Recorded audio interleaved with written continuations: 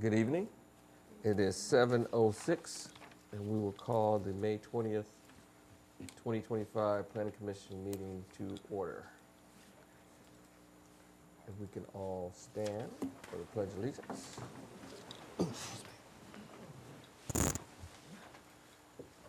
I pledge allegiance to the flag of the United States of America and to the republic for which it stands, one nation, under God, indivisible, with liberty and justice for all.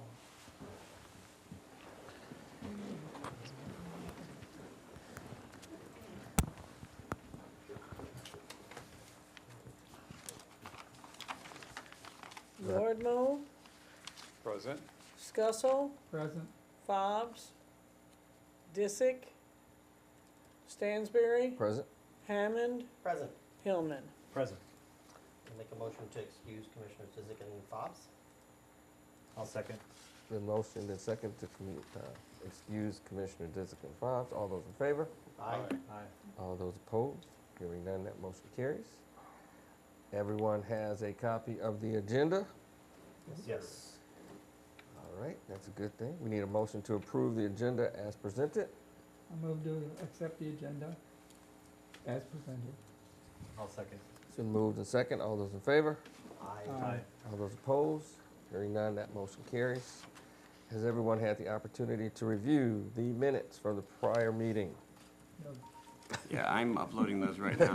I was gonna say, Yeah, if you they're have, out there, so tell me what they say.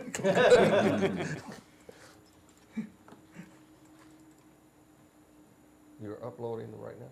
yeah, it was not included in the meeting packet, so I got them in my file. I'm just uploading them now, so you should be able to. Can we amend the agenda, the meeting minutes approval to? It sounds as though by the time we finish that, they'll be in front of us. So Okay. I just want to make sure before, because that's what I was thinking. Is it awesome? They're live. They should be now on your meeting packet. Just refresh the screen. Sure. Thank you. Let's take a look here.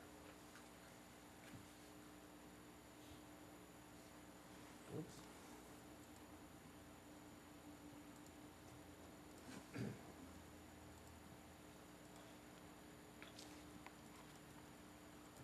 Amazing. Minutes. We'll take a moment to review the minutes, and then we'll take a motion. Did everyone get the update? Still moving. All right. There it goes.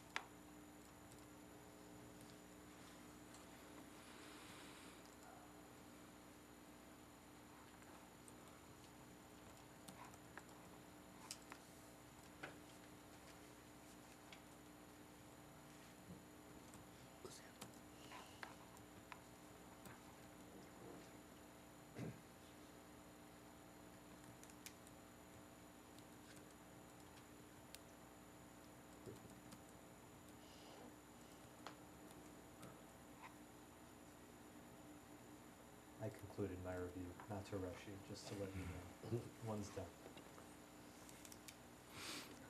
I'm done also, so you're still reading it.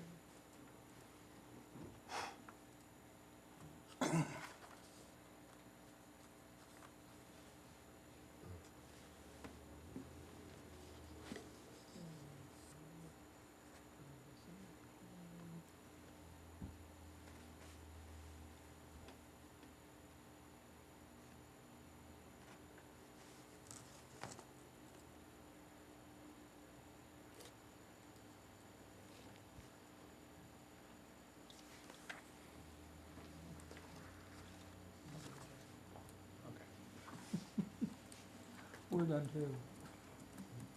Okay, I'm done. all right. Let me use my standard response. Everyone has had an opportunity to review the minutes. Yes, sir. Yes. Is there a motion to approve the minutes, or are there any necessary corrections? I move to approve. I'll second. Been moved and second to approve the minutes from the prior meeting. All those in favor? Aye. All those opposed? Chair, Mr. Chair, Yeah, I'm I sorry. do have one correction on a statement that referenced something I said. Bottom of page 5, so Attorney Baker stated that shared parking agreements are only recorded if they are reducing the required parking, not relying on a shared agreement for parking places. I believe what I said was that shared parking agreements are only recorded if they're being relied upon to count towards the minimum required parking spaces, and that in this applicant was not relying on a shared parking agreement to meet the minimum required spaces. We'll make those corrections to the minutes. Thanks, Scott. We need an amended motion to. I need to amend the motion Yeah, to. You're motioning to amend your motion with the correction from the attorney. yeah, that's what I said. I'll second. All those in favor? Aye. All those opposed? The motion carries. So this is, the motion is to approve The minutes from the prior minutes meeting with amended with suggested, the correction of the from the attorney. with corrections stated by Attorney Baker. Yes. Okay. All right. Item 5 on our agenda is the public comment section. We'll open this up for public comment, which is typically items that are not on the agenda, but if there is anyone here that has a public comment, please come up to the podium, state your name, the street, but not your address. We try to hold our public comments to 3 minutes. Yeah, Jonathan Terra, California Drive, Southwest.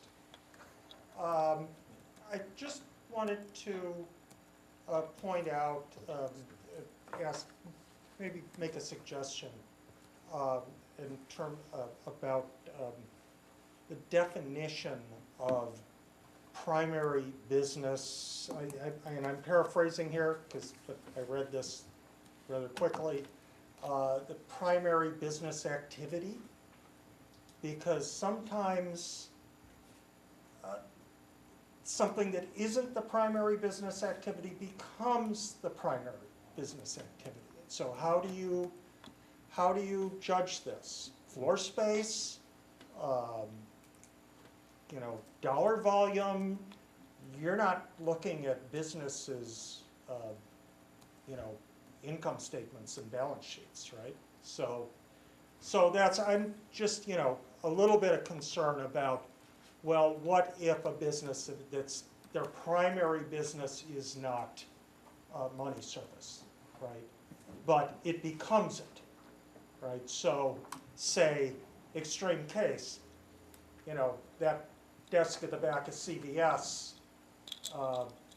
is doing more business in money service than the rest of the place, okay? So that's really the only thing regarding this, and maybe there's a little bit of overlap. I brought this up at a council meeting in the past. I just want to point you to, somewhat related, what Waterford recently did with regard to Bitcoin machines, installing large signs, and this was a story. I can give you a link afterwards. This was a story on WXYZ. It was an initiative of the Waterford Police Department, working with the area businesses that have Bitcoin machines. I don't think we actually have any, but we don't have any walk-up Bitcoin machines, but I think we may have a business that does have a Bitcoin ATM that they use for processing that they actually use for they have something behind the counter that they use for processing their credit card payments. Because I noticed it on my, it goes through some Bitcoin processor. I noticed that on my credit card statement. So that's all. I would just, in general, I don't know if you can encompass that, where it's not the main business, but they might in the future, somebody might have a Bitcoin machine. Look at what Waterford did with the large signs warning people about scams and what to do, who to contact. And I was, thank you. Thanks. Was there anyone else for the public comment section?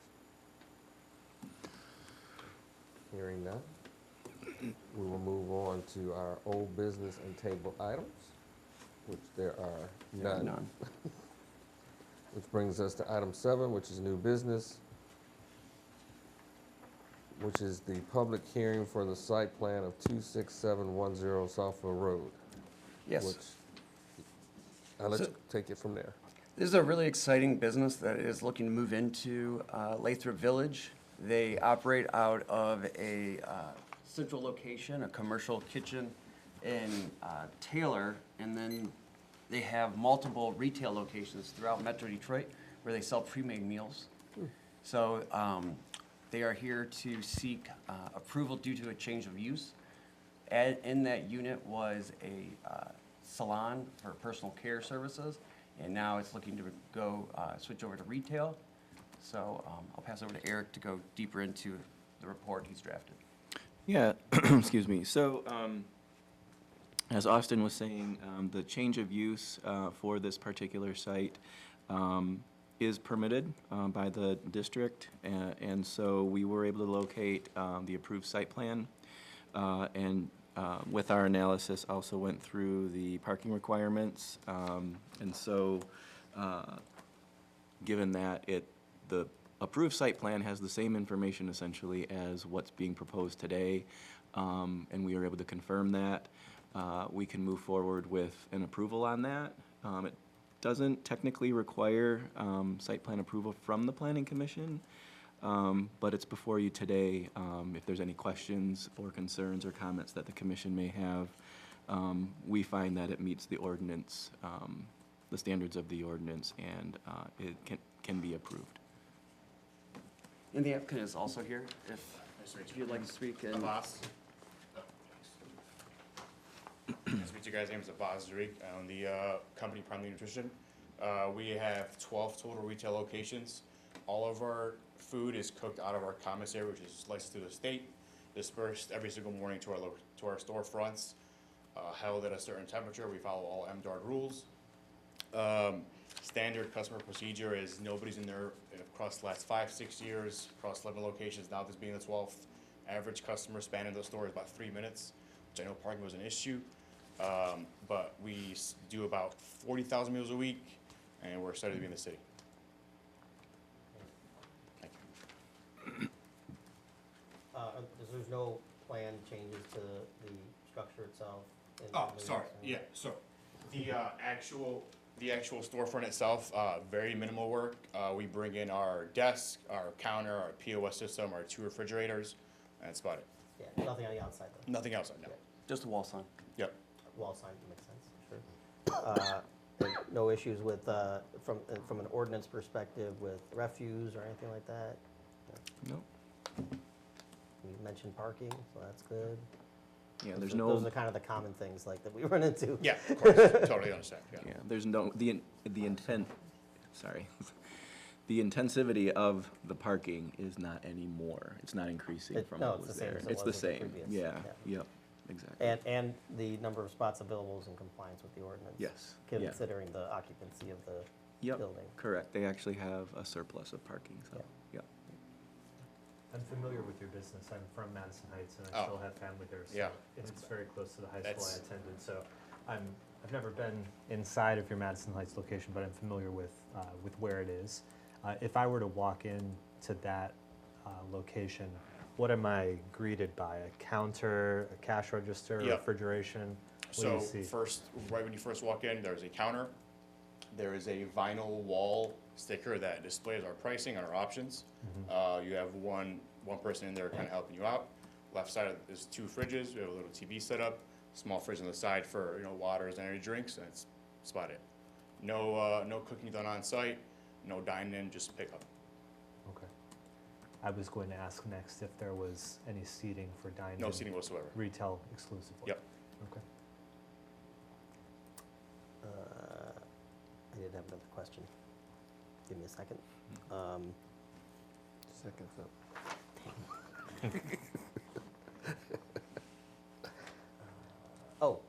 What are your planned hours of operation? Every day, 11 to 7. 7 days a week? Yep. That was your own question. That was it. Gentlemen, do you have any questions for the applicant? No, Nope. pretty much straightforward. All right. No other questions for the applicant? All right. I did have a procedural question. Was this, the notice of public hearing published? Yes. Then, because the public hearing notice was published, you should Yeah, conduct the public hearing regardless. Want to make sure if they have any questions. Yeah, no, I'm just saying, before you move on, regardless if you guys are not taking action, you should still conduct it, hold the public hearing. But no more questions for the applicant. I just wanted to let so you can sit down. No, that's okay. I'm ready for all of them. I'm ready for all of them. But there are no more questions. Okay. All right, thank you I guys. said, so he can breathe. He's standing there like that. Since there are no questions for the applicant, then we'll open up the public hearing for 26710 Southfield Road to the public. Was there anyone from the public here to speak regarding the site plan for 26710 Southfield Road?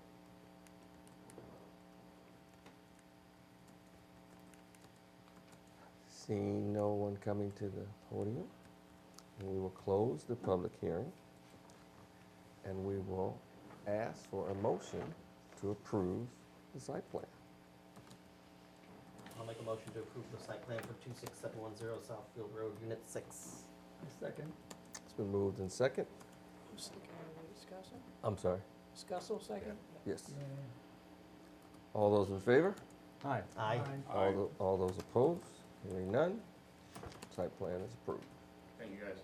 You're welcome. Appreciate it. I hope you don't interpret our lack of discussion as lack of interest. I think this is a really exciting business for our community. I think it's unique to our community. I've heard lots of residents complain we don't have a grocery store, for example, and I know you're not a grocery store, but so many of the things people buy at the grocery store are found at the prepaid food section.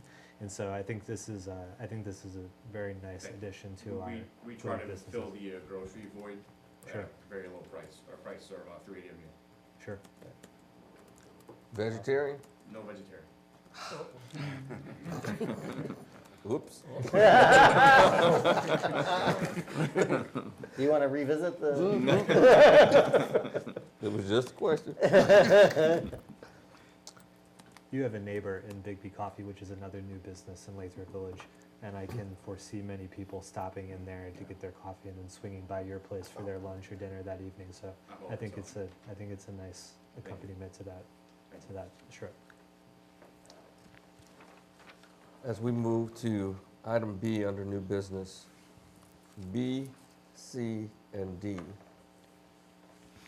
These items are zoning ordinance amendments or additions. So we are here to set the public hearing for each of these for next month. The first one is regarding solar energy systems. So this is the actual solar panels and also the solar battery storage systems that are kept in homes and garages. This is part of the efforts we are taking to regain our redevelopment ready community certification. As many of you are aware, the Michigan Economic Development Corporation has a certification for those communities that have provided a very clear expectation of the planning process and the development process for developers and residents. And one of these is regarding renewable energies. This is an item we've discussed with our rep at the Michigan Economic Development Corporation, and they recommended that we pursue it. Thomas Kidney, our intern, has been working with professors from the University of Michigan to help guide this process, and our planning consultant, Giffords Webster. So I'm going to turn it over to Tom to talk a little bit about the solar energy system ordinance that he's drafted. Thank you, Austin. So before I begin, I do want to let everyone know, because the TVs are not working today, we do have QR codes that you can scan on your phone to follow along. The right side has the ordinance language, and then the left side has today's presentation. So If you want them, you can come up and get them. Otherwise, I'll leave them right up here. You all should have, I've disseminated the papers to you, and you should also have the presentations in your packets. So, of course, presented by me, and then there are questions that were provided to me from residents that I have incorporated into a Q&A at the end. So if any residents or if the board has any questions, we will gladly take them and answer them as we go. Try and save them towards the end though, if you don't mind. So fun facts about this. As Austin noted, this is intended to fulfill redevelopment ready certification, specifically standard 2.6 green infrastructure. It also combats scams occurring in neighboring communities, specifically northern communities. During the 2020 and 2021 years, we did see an uptick in solar energy scams. People were promised the moon and the stars in the sky, and they were left with nothing. So we're trying to combat that by making some kind of procedures that protect our residents. It also regulates safe, efficient, and alternative energy systems, installations, my apologies, to protect life and property. Since the April 15th meeting, the DDA has been pooling feedback from the community. The intention was to let community members have questions and concerns be addressed, also allow our community members to review and recommend changes for the ordinance, and intended to generate discussion and feedback from professionals in the field of solar energy systems. The initial ordinance itself that we published at the April 15th meeting was 25 pages long and was actually 3 smaller ordinances. We have since amended it. You are welcome. This is now 18 pages and is all one ordinance. It's also much clearer for future use. Changes made in coordination with Giffords-Webster and residents. We have made the following changes. Consolidating, of course, from 3 ordinances into 1. We did cut down a ton of redundancy that was missed in the first draft, and we made additions mandated by state law that was recommended by the University of Michigan. The people we've been working with out of U of M wrote the book for Eagle, so these people know what they're talking about. This page is for a presentation layout, which obviously doesn't matter. So, just going to cover the ordinance. Section 1, the purpose and intent was to promote safe, effective, and efficient use of solar energy systems, to support renewable energy goals while preserving neighborhood aesthetics, provide clear, consistent regulations for residents and businesses that protect property owners and the community, encourage energy independence and reduce the carbon footprint, and, as we've been saying all along, the not-so-secret answer, to fulfill redevelopment ready certification standards, and this was the easiest option available. Section 2, definitions abridged. There are about 2.5 pages of definitions. I'm only going to cover the ones that are most pertinent. Solar energy systems, SES, equipment that converts sunlight into usable energy. Building integrated SES, integrated into the structure, i.e. roof. Think of anything that's attached to your roof, your shingles, that would be building integrated. Accessory ground mount, installed directly into the ground and not attached to any structure. Energy storage systems, any battery or other energy storage system used to store energy generated through solar energy systems. Principal use solar energy systems, a commercial ground-mounted solar energy system that produces electricity to a wholesale market, think a solar farm, for instance.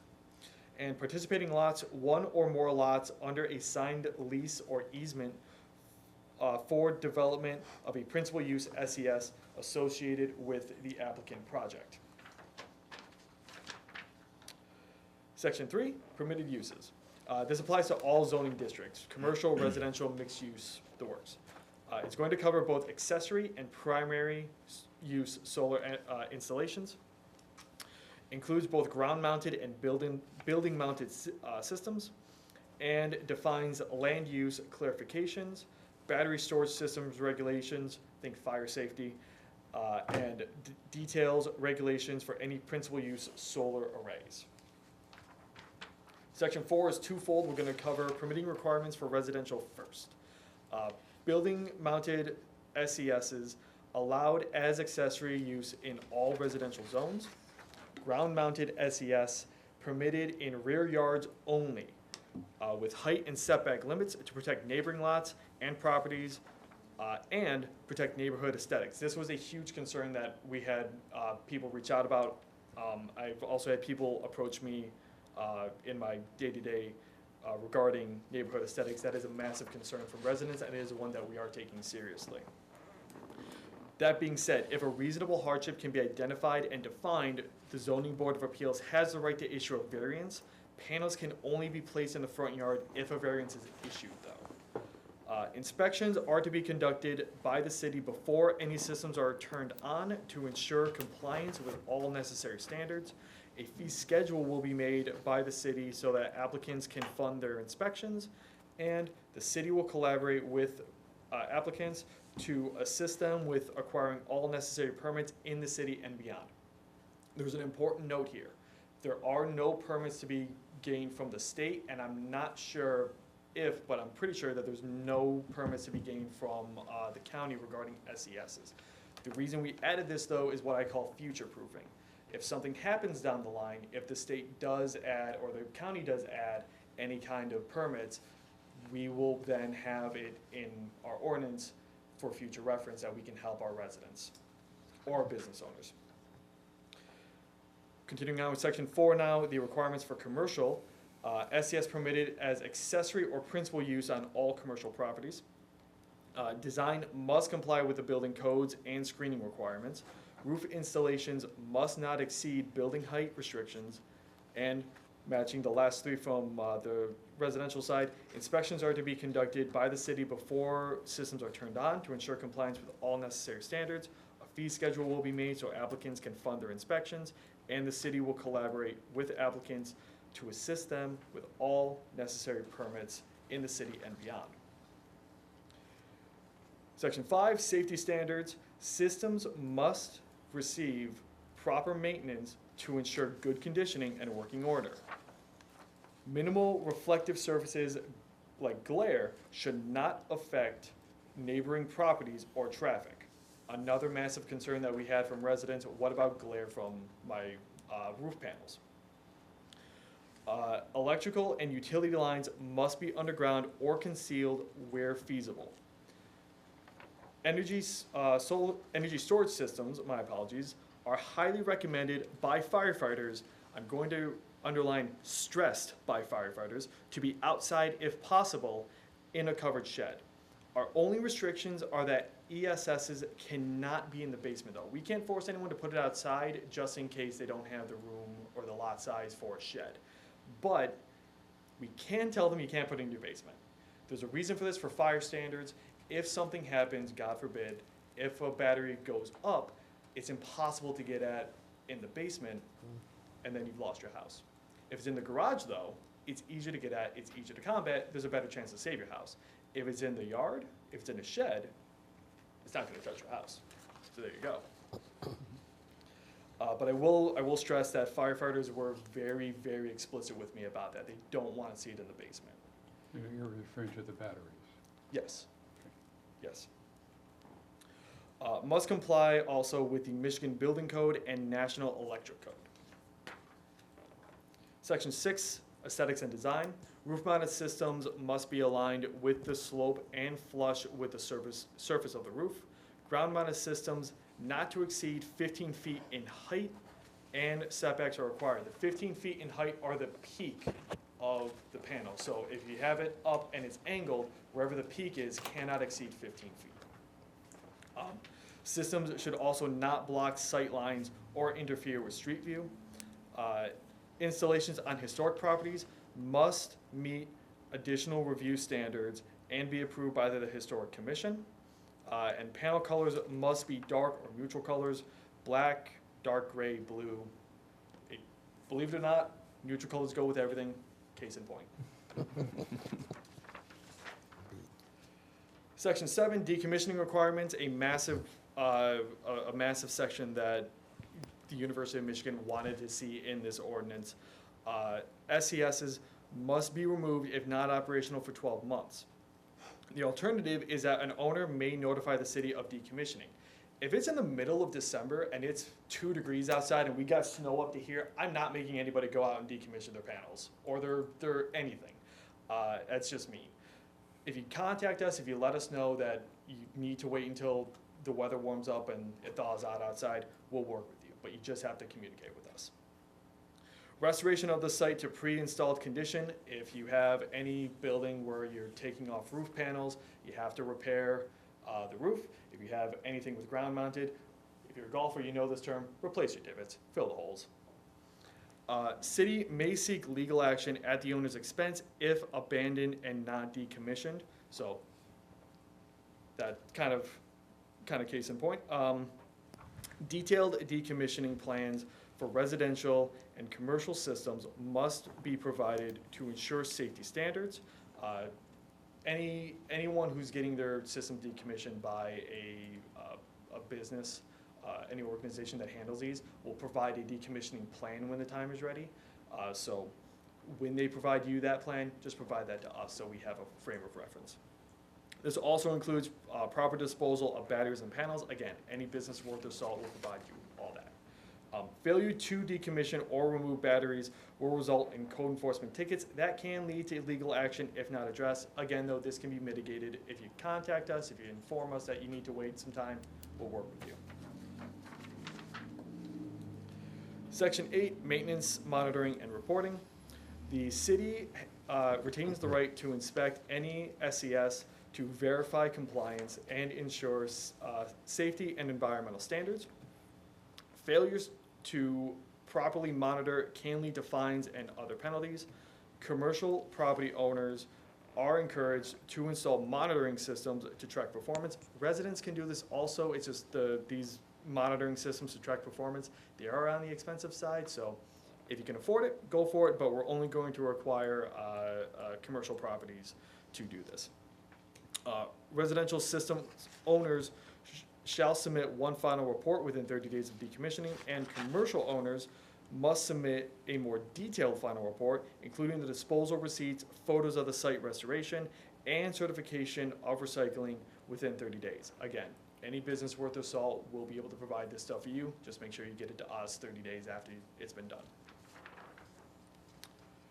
Section 9, enforcement and violations. Violations subject to fines or legal action. City has the authority to inspect for complaints. Property owners may request zoning variances from our zoning board of appeals, and appeals must demonstrate a practical difficulty or unique circumstances like anything going to ZBA. Exceptions can and will be made prior to the ZBA process. Again, this is just what I've been saying for the last 2 pages. Communicate with us. We don't have to go to ZBA. If you need us to do anything, if you need our help, we will help you where we're able. Now we're getting to the fun stuff. Now we're getting to the FAQs. Whoops. So these are some questions that I have had from people reaching out to me, but also some FAQs that I found online. So the first question, what financial incentives are available? There are federal tax credits up to 30%, state rebates, and potential net metering credits from your local utilities. If I'm not mistaken, DTE and consumers should have their own net metering credits. Do solar panels increase property value? Studies show that yes, they do, they can, and they also increase attractiveness to buyers. What about temporary use panels? This ordinance is for permanent structures mostly. Anything that can be put up or taken down in a few minutes is not a point of concern for us. How long do solar panels typically last? You're looking at anywhere from 25 to 30 years, depending on certain factors. Inverters may need to be replaced after 10 to 15 years, though. This one is from someone who actually approached me at lunch once. Tom, Michigan is cloudy and snowy half the time. Are panels really going to work with our climate? Someone open the window, we can see for ourselves. Believe it or not, yes. Production may be lower, but snow melts quickly off of panels. So they will work in our climate, and battery storage systems actually are able to retain more energy for longer than people give it credit for. Now, it seems like a lot. Do we need this much for a simple solar panel ordinance? Admittedly, not necessarily. Though our philosophy was it's better to have too much and scale it back than have not enough and have to add more. if you all remember college, then you'll know to have a final that's 15 pages when you need 5, it's easier to scale that back than a final that you have 2 pages but you need 15. Can I go off the grid completely? Probably. Off-grid systems, though, are far more complex and expensive. Most users will generally stay connected for reliability. Last question, do I need my neighbor's permission? Not with our ordinance. Since you're not going to be able to install on their property, but if your panels can be proven to have negatively affected your neighbor, we may have to take action on their behalf. And that will conclude, and I will open up to questions from the board and later from the residents. I, of course, have questions. Sure. So, we're using this as part of our qualification for redevelopment-ready community status. So you implied this was the easiest available one. So what is the actual requirement from MEDC in regard to this? Is it just like you need to have one renewable energy component of your ordinance? Yes, it was anything, I'm trying to remember all of them, but it was either energy, renewable energy, water systems for like our sewage, which not really much that we can do to handle that at the moment. We are trying to update our water systems across the city. Modernizing the water system, things like that. Yeah, okay. but you know, looking at that, that's going to be a 5 to 10 year project, or this, which can be done in 2 meetings, you know, kind of a no-brainer. Other ones, trying to remember all. I believe like geothermal was one for Yeah. residential and also wind. Yeah, Okay. Yeah. But we really only have to have one. only have to have one. Yes. That's the requirement. Yep, Yes. and then we were reached out to by the University of Michigan, who was willing to work with us on solar power systems in the storage of the battery packs. And this is, as some of you the commissioners know, you have solar panels. So the solar panels are permitted in the city. This is just providing the process for the best practice for installation and also the best practice for decommissioning.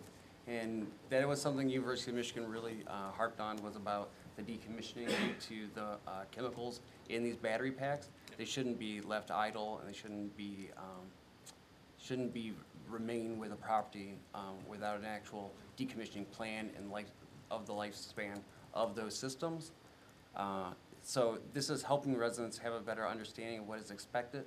And as Tom said at the beginning, it's been surprising to hear and learn about all the scams that go along with these type of systems, where contractors will come to residents, especially vulnerable residents, and promise them the sky and the stars, and end up actually owing money instead of getting the discounted electricity they thought they were going to get by permitting the installation of solar panels on their roofs. So this lets residents know how to do it on their own, and also allows the city to understand where these systems are, just in case something were to happen, and also provides Southfield Fire with an understanding of they're going to a home that has a lithium power pack, and also a good point is where it can be in the home.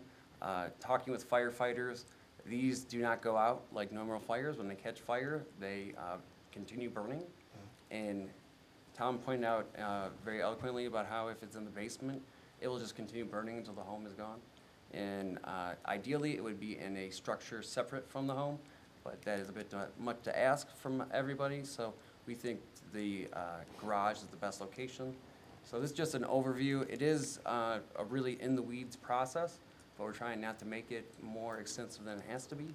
But we've gotten great help from University of Michigan, the county, Giffords. There's a lot of resources out there. And for most communities, this is something their residents want and desire. So we just want to be able to have a process in place so residents know what to expect from us, and they'll understand what we expect from them when it comes to these systems being installed. How does it impact pre-existing people who have solar panels already?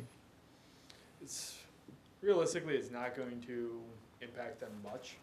It's gonna. What's the term that Steve always uses? Oh, grandfathered in? Oh yeah, well, He Steve doesn't hates like that. it, yeah. Hates that term. They would technically be existing users would be legal non-conforming Yeah. users Yes.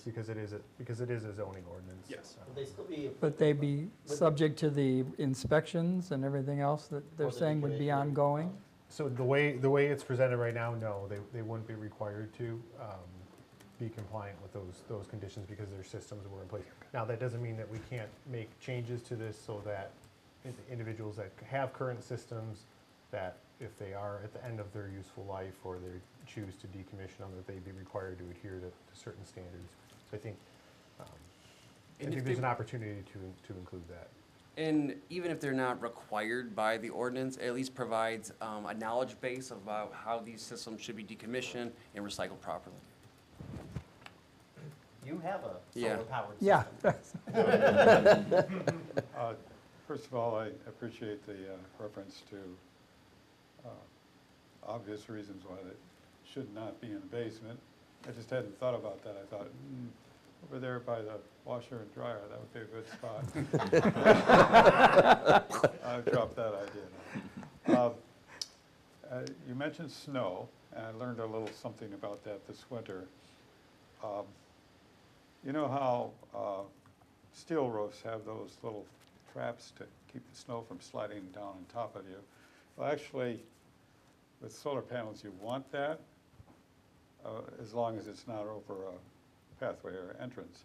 But I have it both ways. I have, on the garage, I have it where it comes right to the edge and it just slides off and goes into the flower bed. On the house, it's mounted up higher and it comes down and sits on the roof and builds up and backs up and covers the whole thing until everything melts, or you get up there and scrape it off. I did not know to even discuss that. Obviously, when snow's piled up and it just stays there for days and days and days, you don't have any solar generation on those panels. And I could have asked them to bring it down close to the eave, so it'll just go dump on the patio. But it wasn't on the agenda, so Right. it wasn't discussed. Well, that goes into something that I discovered when I first started doing this. I never would have thought about the battery in the basement either. But when I talked to a family friend of mine who was now a former fire marshal, he was fire marshal for Madison Heights for a few years.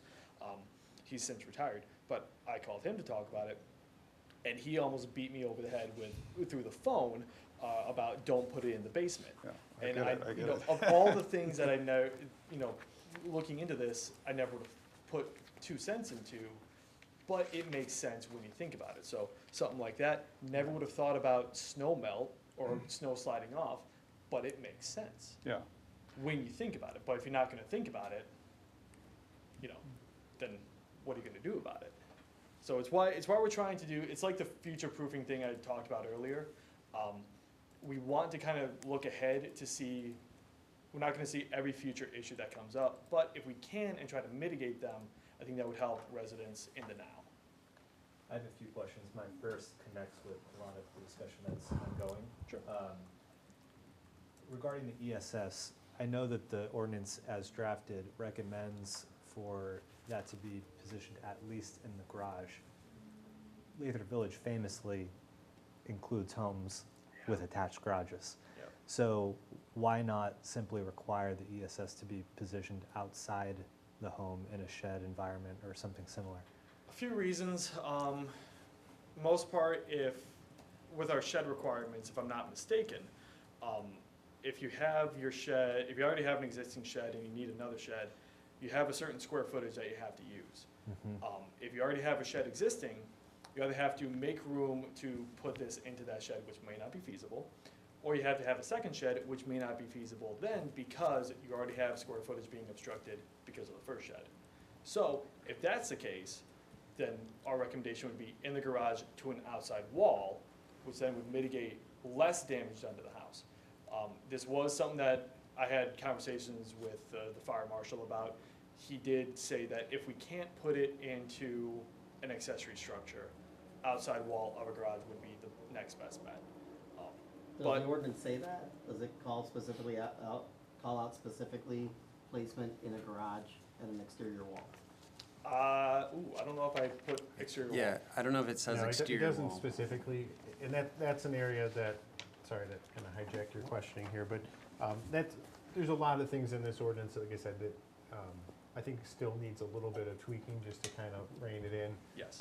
For example, what we're talking about with the storage systems and location of it, the way it's presented and drafted, it almost makes a recommendation, like I think you use it, the city strongly encourages, from an ordinance perspective, we need to be more definitive. We need to say either they're required in an exterior structure, accessory structure, or they're required on an exterior wall of a garage with adequate ventilation. We do it for indoor trash storage. We allow commercial buildings to have trash storage inside. We require additional fire suppression to handle that. It would only make sense that if we're going to allow battery storage in an internal component of a residence, whether it be the garage or even worst case for homes that may not have a garage and have to put it in their home, then I would think that requiring, especially given the fire department's concerns, we would require that they have those minimal ventilation. That's something that I think this body is going to have to take into consideration, that in-home fire suppression systems are not cheap. So, you don't want to necessarily make so many requirements that no resident and very few businesses can ever actually install a solar system to be compliant with our ordinance. So you want to make it the most protective for protecting the life, safety, and general welfare of the public, but you also want to make it so that it's financially achievable and feasible for residents and businesses to be able to utilize these systems, because as you've described, the benefits of them, obviously, there's the sky's the limit, so to speak, in terms of what you can generate, produce, and offset your standard costs. So I think those are some of the things that I'd like this body to kind of consider, weigh in on, and so that we can ultimately move towards something that is, meets those goals. Yeah. And that was part of the reason why we left the language of strongly recommend, was I wanted to gauge the opinion of this board before we move into it, because we're not voting on this today. We're just introducing it to talk about it, and then we'll make adjustments based on comments and questions, and we'll vote on it at a later date. But I wanted to gauge opinion on that, see where we could stand on that, or if we could make any changes to anywhere else, especially considering the accessory structure for the batteries. Other questions? I'm thinking about the garage installation. Of course, my house has an attached garage like all the others do. And then there's a little door up the top into the attic of the house. Actually, I think it's a wooden, there's a wooden trap door, and then you get into the garage attic, and then there's a wooden, it's just an opening, there's no door there at all. Not a big one, but like 4 square feet. And I'm thinking, well, gee, I would have to install a fireproof door on that to protect the rest of the house from fire spreading through garage attic to house attic. So you just might want to think about that. In the attic or in the? The attic of the garage connects with the attic of the house. There is a cement block wall, but there is a 4 square foot opening. Okay, I see. So fire could spread, and that's what happened at that fire down the street. That was what happened. So that's just a thought on that. Another big issue with batteries, I don't have one. I use DTE as my battery. So I send them my extra power and they send me credits, and which, by the way, worked out pretty nicely. The last 4 months of last year, my electric bill was $2 a month. But people should know that in case of power outage, if you don't have a battery system, your solar system shuts down. Correct. And helping people think through whether or not they want to build some interaction here that in the process of getting solar, they also provide for power outages. That's not an easy issue to think through. They're quite expensive. I mean, I was quoted 15,000 for a battery, and I thought, that sounds to me like when I bought my first calculator, could add, subtract, multiply, and divide, it cost $104 in 1980 money. But still, it bothers me that I don't have a power outage system. Financially, it works fine. But that's something that you might have literature on, or at least have. Yeah, it doesn't need to be in the ordinance, right, but I'm sure the city can provide pamphlets to people who are interested Yeah. and give them Eagle has information some. about the different options for energy storage or not. Yep, Eagle has some, and we just grab from theirs, so, Yeah. Good point. that was a great point. Help me understand a little bit more about the scams. So these contractors go to people's homes and sell them on a system. They actually install something, but they because of the way it's installed, they don't get the benefit that the homeowner's expecting. And some- Contact, Go ahead. downriver, there was a contractor going around asking residents to sign an agreement for X amount of years that they could place a solar system on their home, and they would get a discounted rate for electricity. But it turned out really all they were giving up was the use of their roof, and they really didn't get much back at all. And then they also were on the line for paying for the system, where it seemed as if when they were getting sold the package, that they wouldn't have to. And then they're stuck in these contracts. And then, as you're aware, there's one in northern community. There was one in the northern community that the company originated from the American Southwest. I'm not sure, I was sure it was either Arizona or New Mexico, one of those two. But they came up here and they kind of scoured around some of our northern neighbors. They targeted elderly residents, and they pretty much did the same thing where they made them sign an agreement, had them put a down payment, and they never gave them anything. It was going to be kind of a principal use. So it was going to act like a smaller solar farm, except they were going to use people's roofs to collect the energy and then distribute it throughout the neighborhood. So the idea they were sold on was something like the utility that Ann Arbor has that you mentioned in your Yes. letter.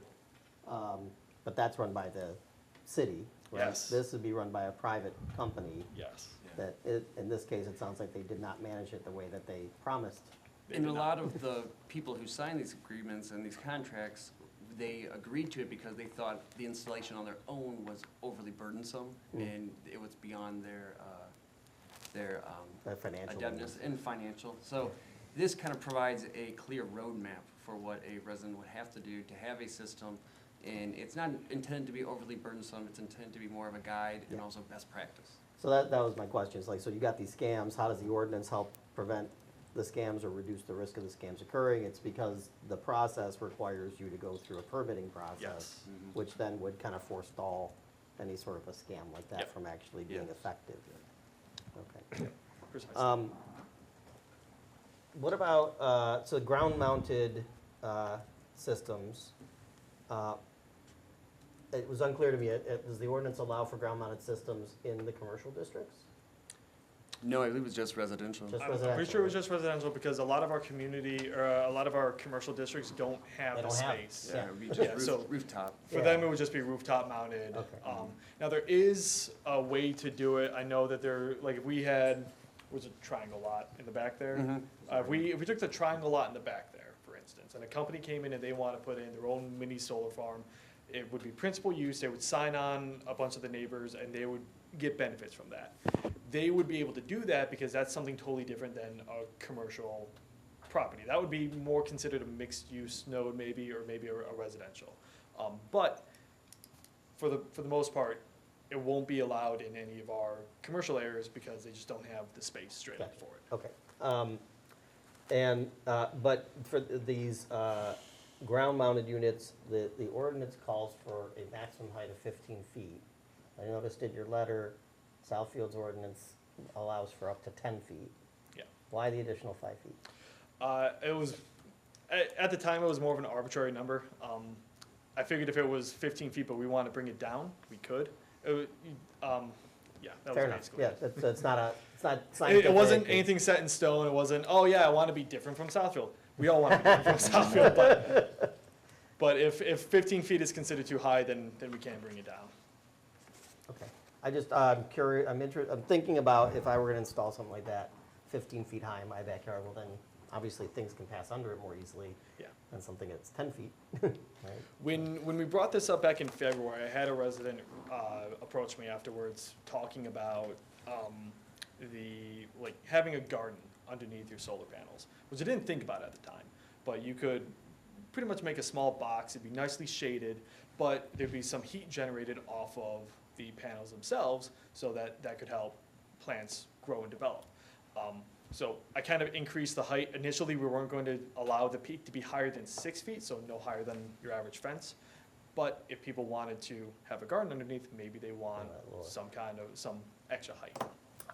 The thing that I'm debating about in my own head, about 15 feet versus 10 feet, is neighbors having, being able to view a taller structure. Yeah. That maybe that is unnecessarily high. Yep, and I'm okay to bring that down. That was just another, decision by you guys. Did you want that high, or did you want it brought down? Consistency with, currently our ordinance for accessory structures limits to 10 feet. And So it'd be consistent with that. Yeah, that. Oh. And that was probably 4 or 5 years ago, we amended that because previously it was 8 feet. 8 was too And so short. we had a lot of variance requests for taller, Tough Sheds, I think was the brand. That's right. We got a lot of variance requests, and so we amended it and upped it to 10 feet, so, There should be at least 10, yeah. yeah. I think your concerns about neighbors objecting to, looking over their fence and seeing it, at 15 feet, you're probably gonna get more of those phone calls than you would at 10. Yeah. Yeah. Okay. I have a similar question, but related to roof-mounted systems. In your summary of Birmingham and Lathrup Villages ordinances, I'm sorry, we live in Lathrup Village, Franklin Villages ordinances, you discuss how they're stricter in terms of where those panels may be placed. I think it was Birmingham's ordinance that requires the panels to be on non-street facing portions of the roof, et cetera. I didn't see so many strict requirements in the ordinance as drafted, but I do think, and it's my opinion, that the unique and historic architectural styles found throughout Lathrup Village might merit similar restrictions. I live in a corner. I've got two parts of my roof that face street side. And I personally believe that it would be reasonable for the city to expect me to put those panels on one of the two sides of my roof that aren't street facing. I'm curious if you guys gave any more consideration to kind of aesthetic leaning requirements such as those. I gave a ton of thought to aesthetics. Mm-hmm. The reason that we left it a little bit more lenient was two-pronged. One, we want to look at where each house faces. So, we've got a lot of winding streets here. Where's the sun going to be in a particular time of year? Either going to be right over us or it's going to be pointed south. So generally you want to put the panels in the direction of where the sun is going to be, or where it's going to be mostly, so that you can collect the most rays off of it, get the most bang for your buck, essentially. You didn't really want to put too much restrictions in the first draft, just on the off chance that if we wanted to go back and do it, add more restrictions, we could, but also what if, geography and topography do come into play and do play a bigger role in how people think about it. Some person's front-facing yard might be the only way that they can get direct sunlight. Sure. Do I want to restrict every single person from doing that? No. Could we make that something that people can get a variance for? Sure, I wouldn't mind that. But I think also the second approach was people my age, people our age essentially. We do look for green energy on our houses and on our buildings. That is an important feature to us.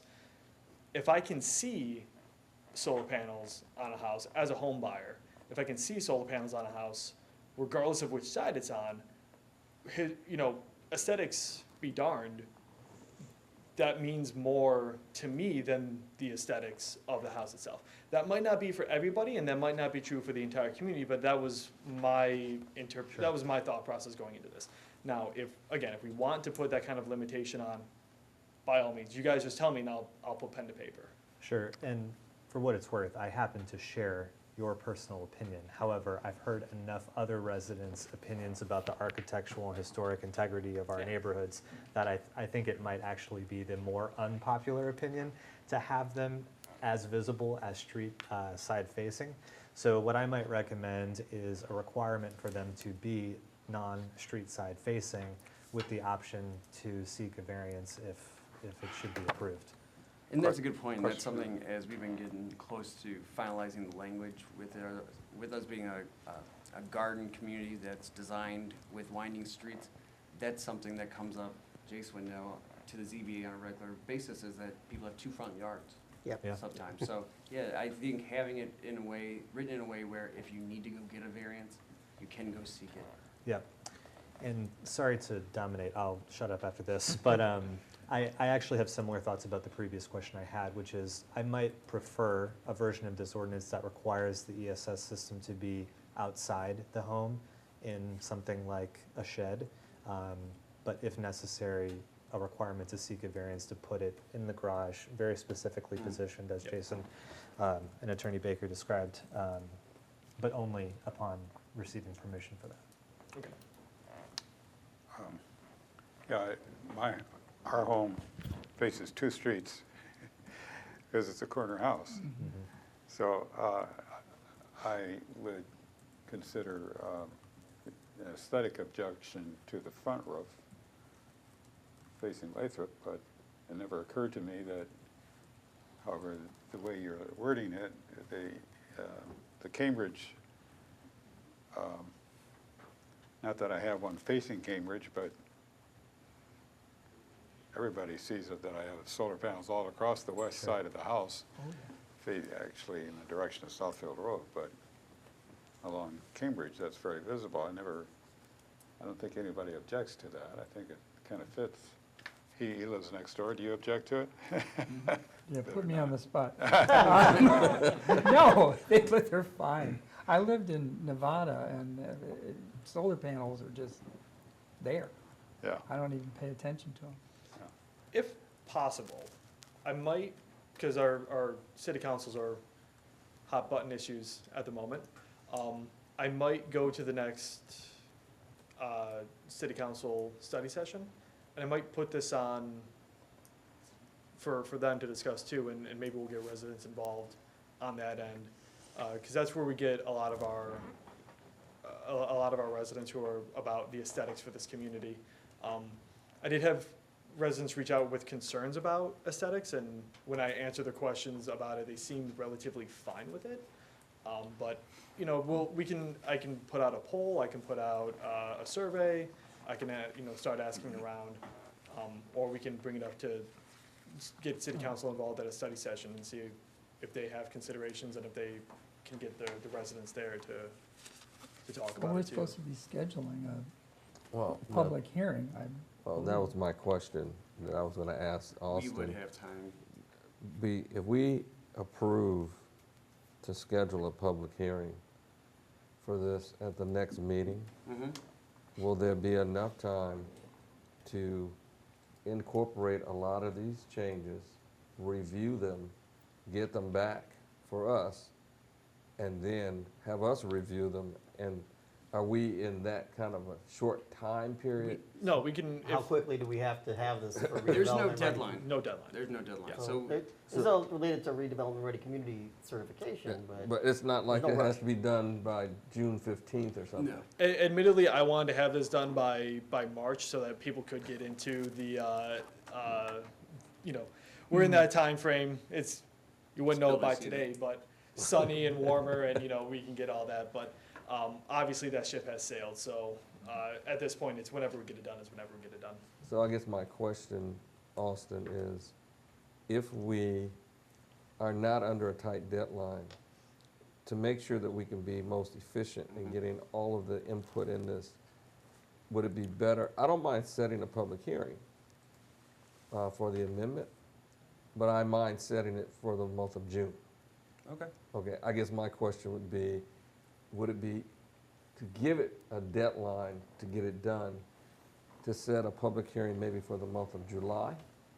And then that way it gives you from now to then to incorporate all of this, more input from council, more residents, more from the, and then we can have a chance, even if we want to have it to review again in June, we already provide an know that update. we've set the public hearing for July. Yeah. We'll get another kick at it in June if necessary. Yeah, that can work. But I thought we might have been under a time frame. No. Okay, That was so, a good question. And that is, and we also have 2 other ordinance amendments we're I noticed discussing, that. so I think, yeah, pushing it back to July would allow us to have more time to clarify those questions, allow for greater input, and also to make it more concise and wind it down.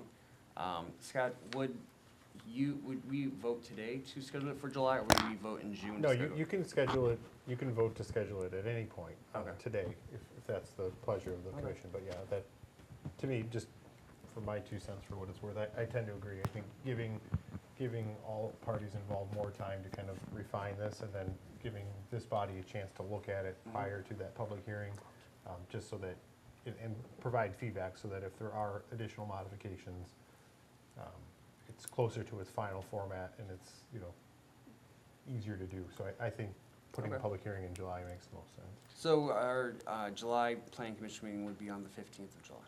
that's fine. I mean, that's just Yeah. my question was, are we in a rush? No, we're not. No. So, with us not being in a rush, then my question to the commission would be, based on what we've heard today, does anyone else have a concern about pushing planning a public hearing for this amendment out to July or any other date? No, and I'm assuming that we would have any plans earlier than 15 minutes before the meeting. So what's gonna, But the June meeting, it should be ready so for what's us to gonna review happen? in advance of the June meeting. What's gonna happen, what I'm gonna do is whenever I get amendments to make, whether it's a recommendation from a resident or a recommendation from any of these boards, I go back immediately and I fix the draft to address that. And then I post it onto our DDA webpage. So when that happens, once I have it updated, once I have it posted, I'll have Austin email the board so that you all have a reviewed copy or a revised copy. I'll be sure to have an updated draft for you in June, and we can talk about it more in June. You will have it before the next meeting, I promise. But you'll also have time to review, and we'll have time to talk about it in greater detail then. And then that'll more than likely be the final draft or very, very close to the final draft going into the July meeting. So, but yeah, it's every draft that's going to be here is going to be on the DDA website. We have the sidebar on the right that has links to a bunch of things that we're doing, so you can click on it there.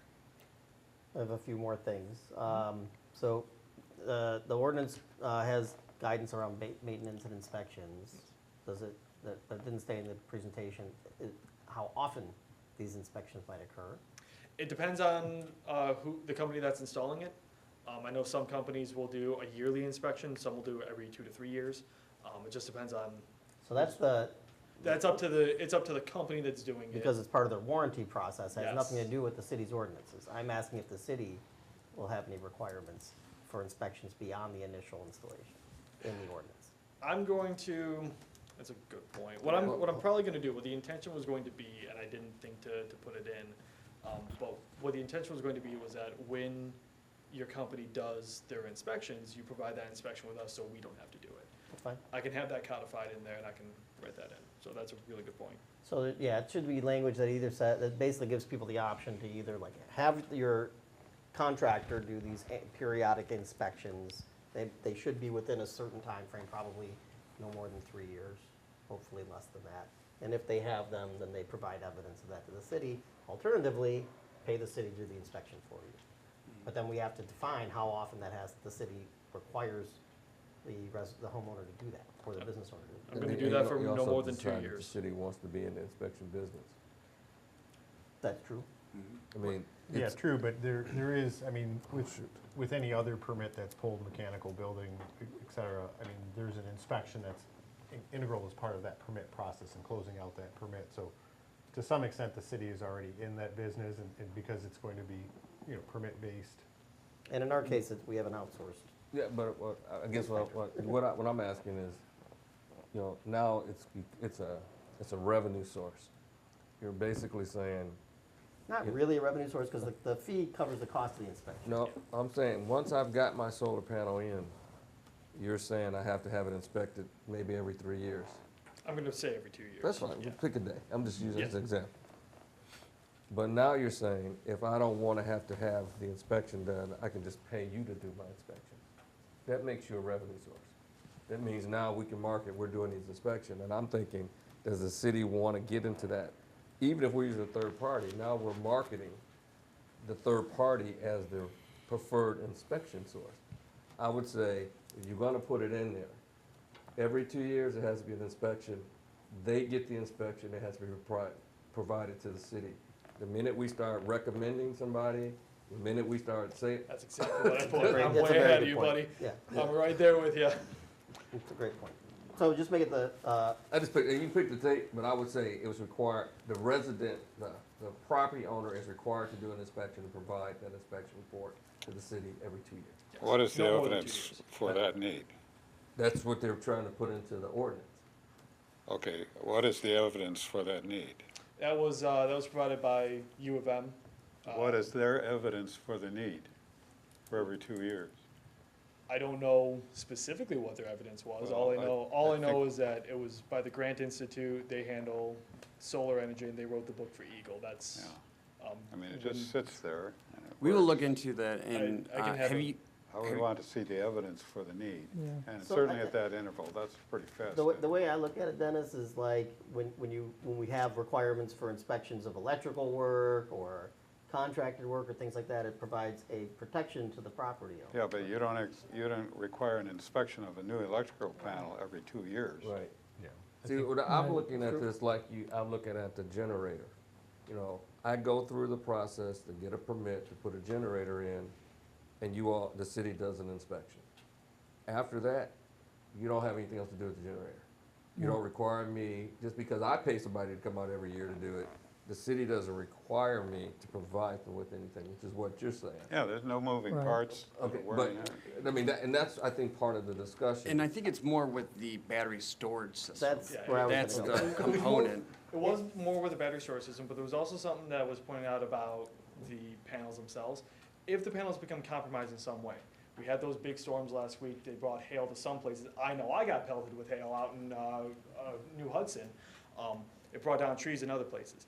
Those could compromise your solar panels. If they do, you need to have an inspection done to make sure that it's not leaking any of the fluid, because if the interior fluid is leaking, that's a hazard to the environment and also your property and you, the property owner. So the reason was so that in the off chance that some wild weather happened that we missed, you know, they're on the roof, we're not gonna see it all the time, you could have an inspection done, they could identify this is an issue, we are going to fix this. That was what U of M had told me to watch out for, was that if they become compromised, we need to have it changed sooner rather than later.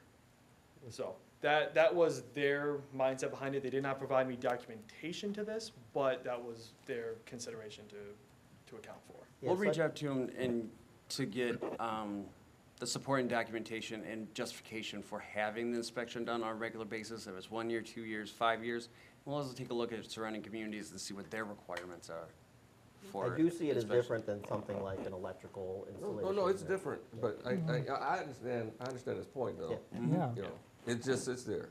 Yep. And then, Until something breaks, that's the thing, like, Yeah. you know, if And it's compromised, if there's a leaking battery, if Yeah. there's a leaking panel, like, then it, But- hopefully we get in front of it if we require inspection in some periodic. but that's why we're discussing it. Correct. Yep. Yeah, I wanted to have these discussions because, again, it's easier to make something and scale it back than to have less than and then add more in, so. Sure, I think there's a connection to this discussion with my final question, and I don't need an answer now, but something to ponder at least. The ordinance as drafted requires these systems to be prohibits these systems from being non-operational for more than 12 months. And so what is the mechanism by which the city maintains an inventory of operational and non-operational systems, and how are they addressed, and thereby how will they go about addressing those non-operational systems? Perhaps this inspection or review thing could be the, second bird killed with the same stone, but I was thinking that as I was reading that section of the ordinance, how Jason installs one tomorrow but doesn't use it for 3 years. Are we relying on a neighbor to report him in order for that non-operational system to even be known? It just sits there, how do you know I'm not? Yeah. Right. There you go. Or I There am you go. using it, you have no Yeah, idea. that's a great point, because it's different than, let's say, an abandoned sign that's just sitting there. Yeah. Yeah. It is. So that's definitely something we'll look into and provide I actually do greater feedback. have a slight answer to that. It's not gonna Okay. be a complete answer, but, the idea behind that ordinance was if someone, say, had moved out and they're now selling the house, but the house is just sitting there and there's no one living in it, and thus the panels aren't being used on a daily basis, they are collecting energy, the battery's sitting there, but they're not essentially powering anything. Mhm. If that house is gonna sit there for 12 months, God forbid, but you never know, it could happen. If it does, we need to have something in place that we can decommission them. Because if they're not collecting, according to U of M, if they're not collecting the energy, or if they're just sitting there for the 12-month time, then they're going to go bad faster than if they were constantly collecting. It's something about how the solar panels work, it's way over my head, to be completely honest with you. But it's all about how the electrical workings operate. Sure. If the property is abandoned for over a year, we need to do something about it. Because otherwise, that's a year of it not being inspected, that's a year of it not being monitored, it's a year of it not being maintenanced. And that's a year that could be doing damage to the property or to the building. But if the issue is batteries, then don't impose rules for batteries and systems that don't have batteries. That is a good point. That's a That good it point. should be Yeah. separate, yep. Yeah. I didn't even think about it until you mentioned that your system does not have a battery. Batteries, There right. should be different requirements. What's this about fluids? Solar panel, it's that thick, it doesn't have any fluids. And I don't know Some panels do. Some thicker panels, bigger industrial size, and Well, these would yeah. mostly be your commercial ones, but there are some residential ones that do have fluid in them. They do have fluid, and that's the concern. No, that's a different issue. Yeah. I did have a couple more things. Let's see.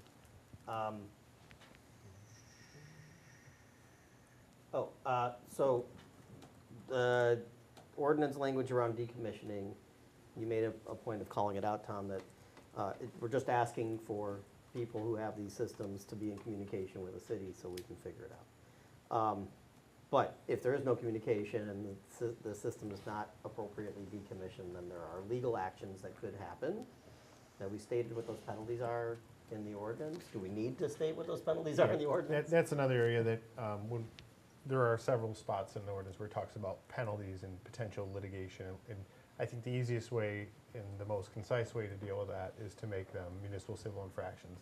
Yeah. That provides us with the most flexibility in terms of what we can achieve. The district court, all municipal civil infractions will be prosecuted through the 46th District Court. Which essentially should be code enforcement.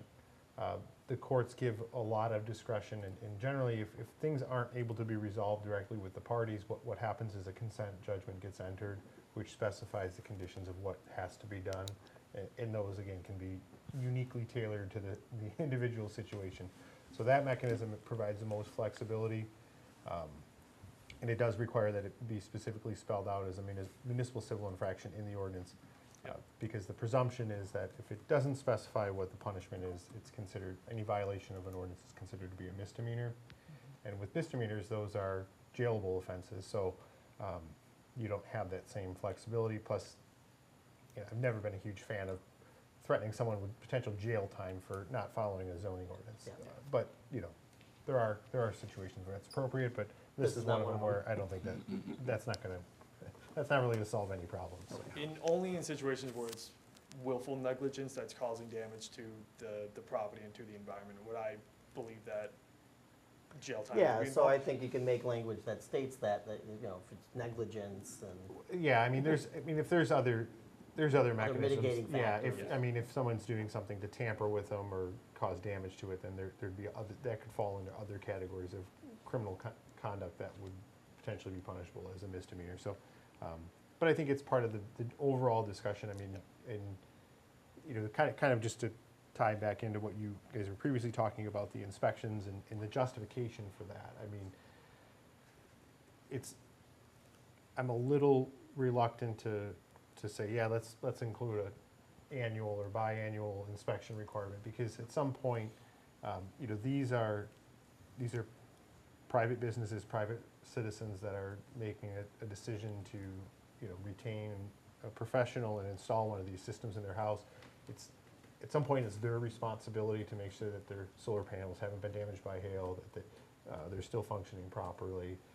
I don't necessarily know that it's the city's responsibility or something that the city necessarily wants to undertake to making sure that everyone that chooses to have a solar system in the city is properly maintaining. I mean, we don't, as we pointed out with respect to generators, the city doesn't do that for people with generators. They don't do that for people with electric car chargers in their garage.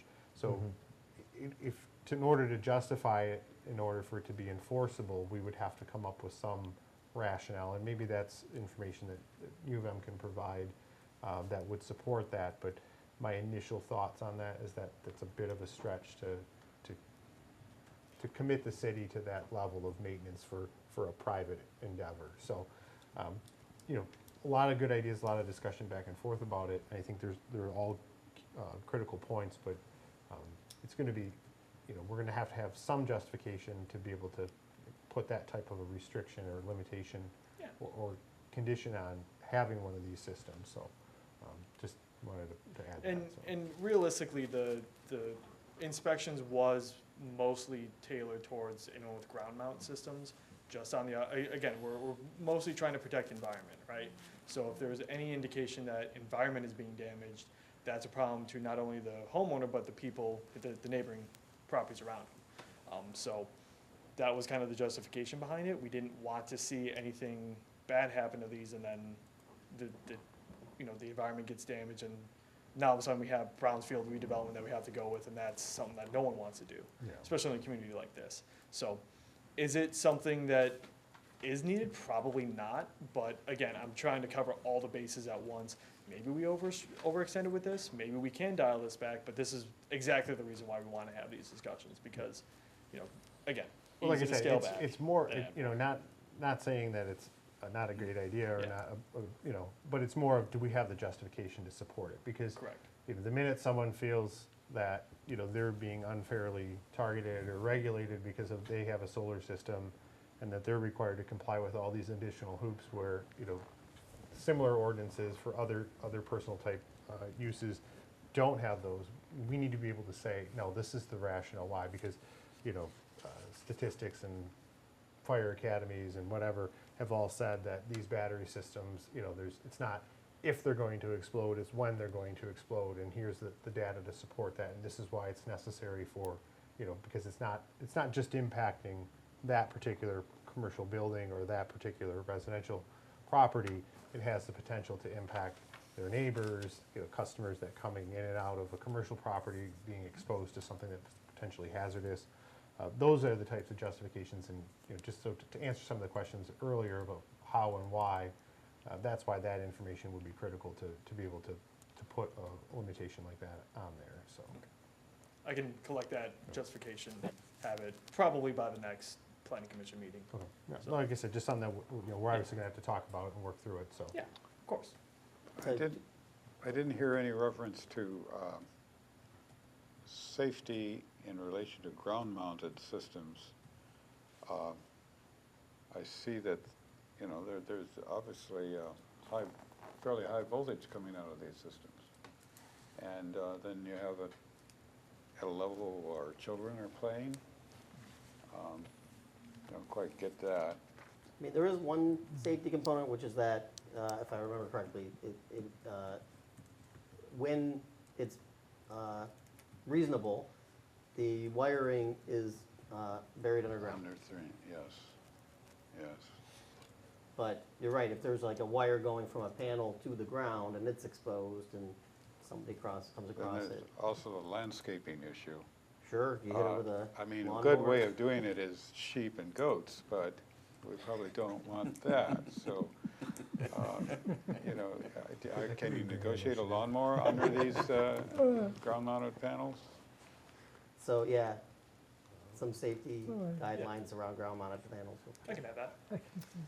Gardening. I never thought that anything ground mounted would be anything other than steel, but now that I think about it, we could have wood ground mounts, and that Even might if be it's a, steel, the cabling can be outside of the steel post. that's true, right? yeah, and So- I didn't, that part eluded me, so Yeah. that's a really good point to make.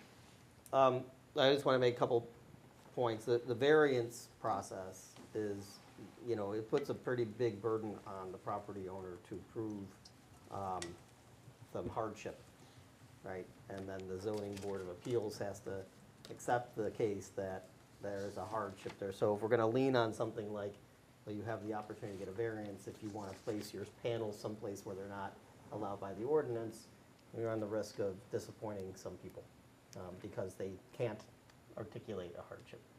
So I'm not saying we shouldn't go that route or make, you know, the placement restrictions stringent enough that, you know, kind of would require a variance process. I'm just making a statement that from my experience on city council, it is challenging to make the case that you're experiencing a hardship. You know, we went through it with generators, gas powered, you know, generators, backup power generators. Then, you know, we had some pretty upset residents as a result of the decisions because it was hard for them to prove a hardship that would support the approval of a variance. So, just calling that out. The other thing I'll call out is the city council approved a new fee schedule for 2025, 2026 yesterday, and it includes fees for inspections for solar projects. So we kind of already have at least that part done.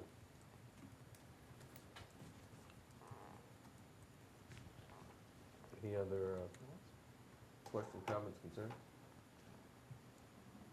If not, if all are open to it, we can have a motion to set the public hearing. Before we begin, does you guys have any questions? I've been making notes. Okay, fantastic. I just have a few. You're going to want to, if you're going to talk about them, do it Okay, at the sure. podium so it Yep. turns up on the video.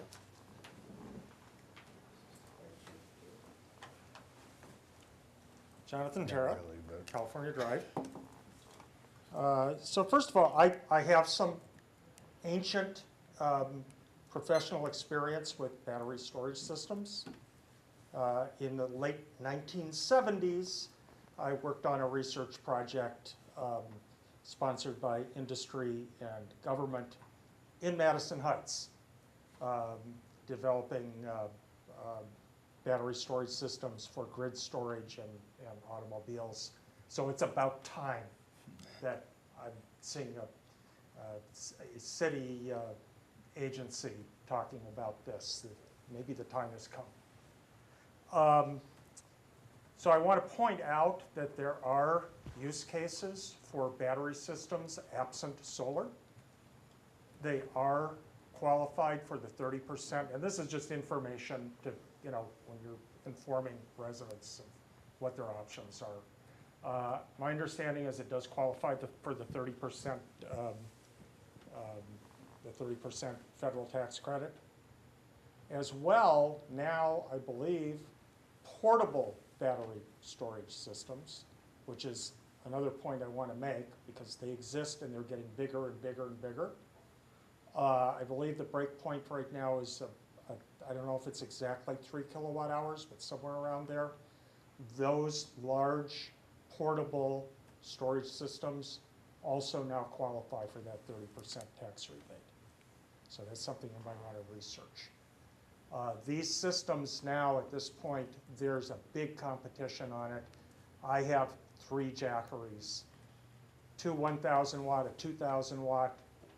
You know, I know someone who just was lusting after a 3,000 watt, but these things go up to 10 to 20 kilowatt hours, okay?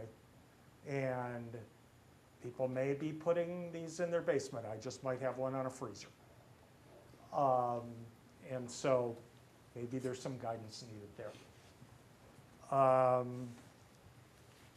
The other application is in backup power, okay, which I think this community has a large interest in that because we have frequent interruptions. They're getting a little better. And the other thing is load shifting. DTE currently doesn't really have enough of a differential in price between on-peak and off-peak to make that practical unless you go to a really deep late-night plan, which I think you may have to have an electric vehicle to be on that plan. But I know someone who's paying something like 2 cents a kilowatt hour for their late-night power. So maybe in that situation, it makes sense. So for a lot of people, it may make sense to have batteries and no solar.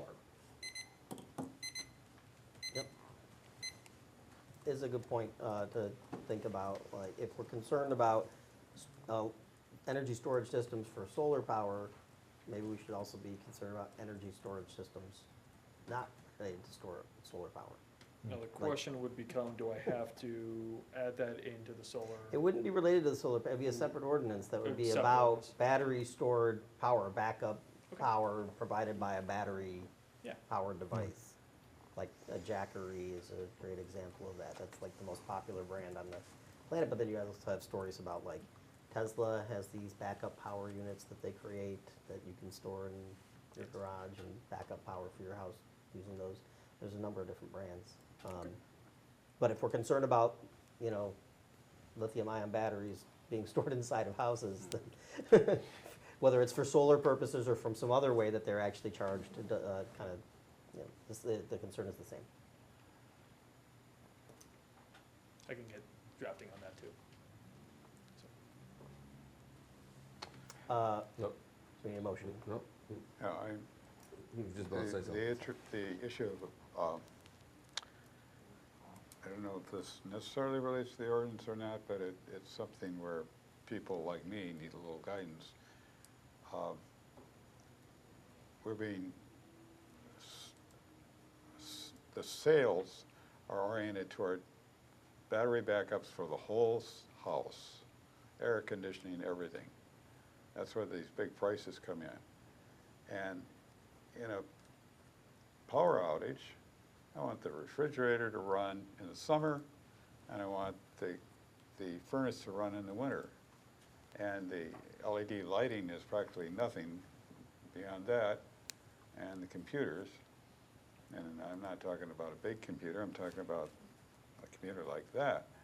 So it's a little bit of a mystery to me that our choices are only either a natural gas generator outside with all the noise and pollution that involves, or a big massive battery system inside, when we really should be able to use some of these portable systems that are being talked about. And then do we have to meet the same, do we have to have a shed for the portable system, you know? So let's be aware that we're at a transition point where, you know, we may be going to a different level other than a $10,000–$15,000 battery system. And We're let's in the not corner of the hockey stick. let's not rule that out, you know. That's a good point. That's a really good point. And you know, this is why I like having these, because there is so much that does escape our research and our periphery. So to have these conversations is huge for future considerations. So I appreciate it.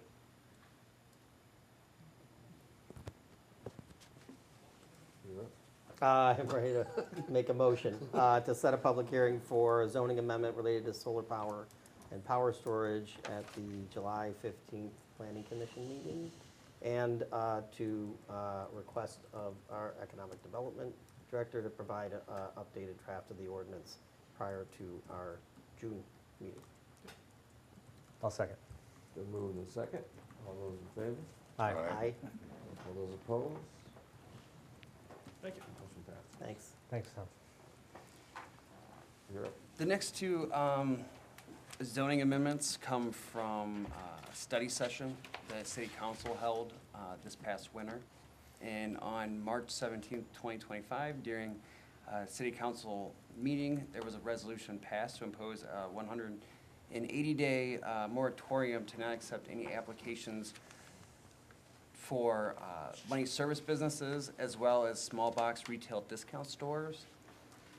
This is something that we asked Giffords Webster to do a great deal of research in, and they've drafted 2 reports regarding these businesses being restricted in our city, and also the justification for why these businesses should be regulated differently than others. And I'll turn it over to Eric.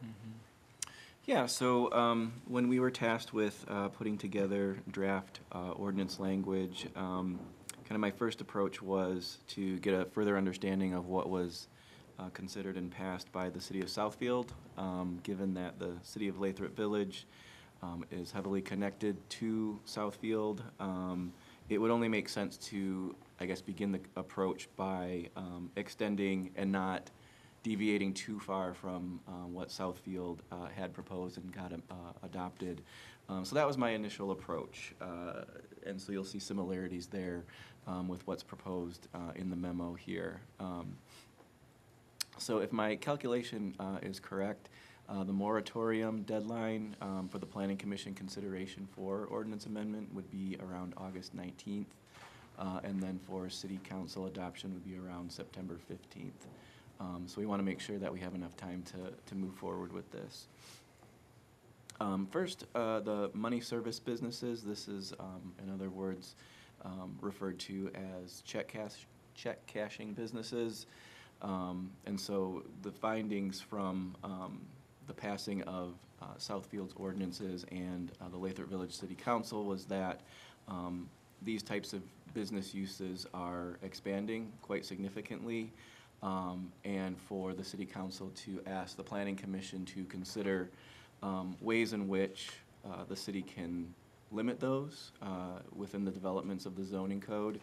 And so that's the intent of this exercise for both of these proposed amendments. So looking at the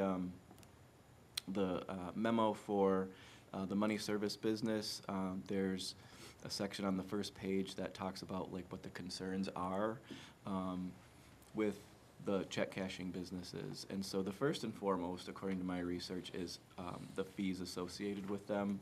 So these types of businesses thrive on easy access to money, but the fees that are associated with them are quite extensive.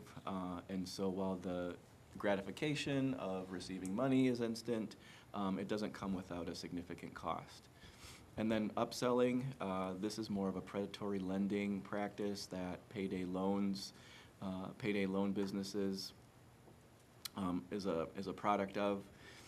The risk of, just the practical risk of, cashing a check and receiving large amounts of money and walking to your car with such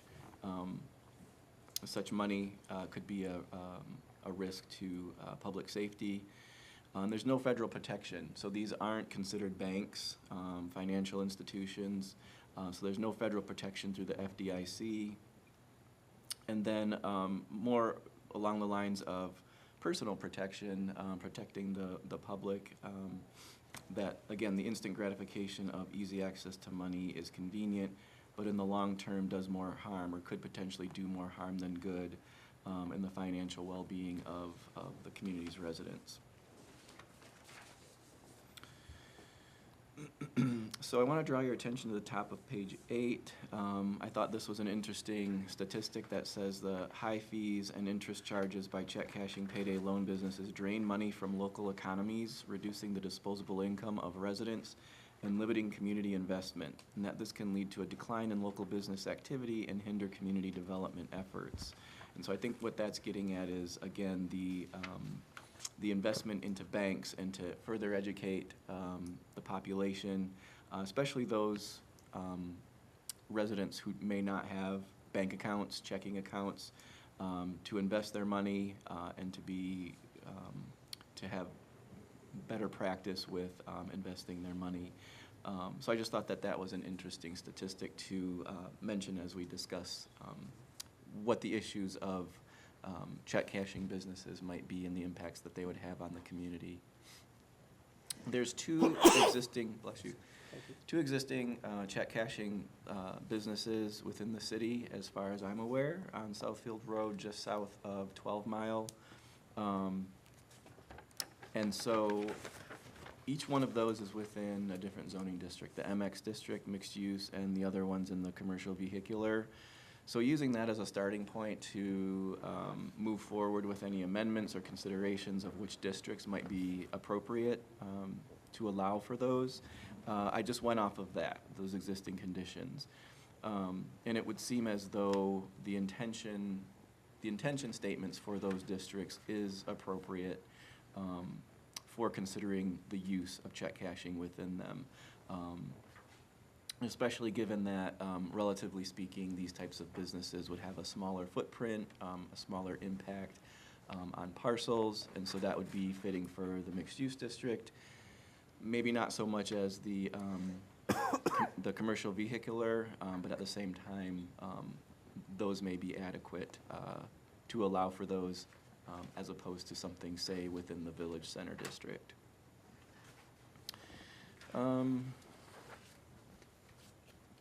So moving forward, on page 7C, or is it 9? Item 7C, page 9.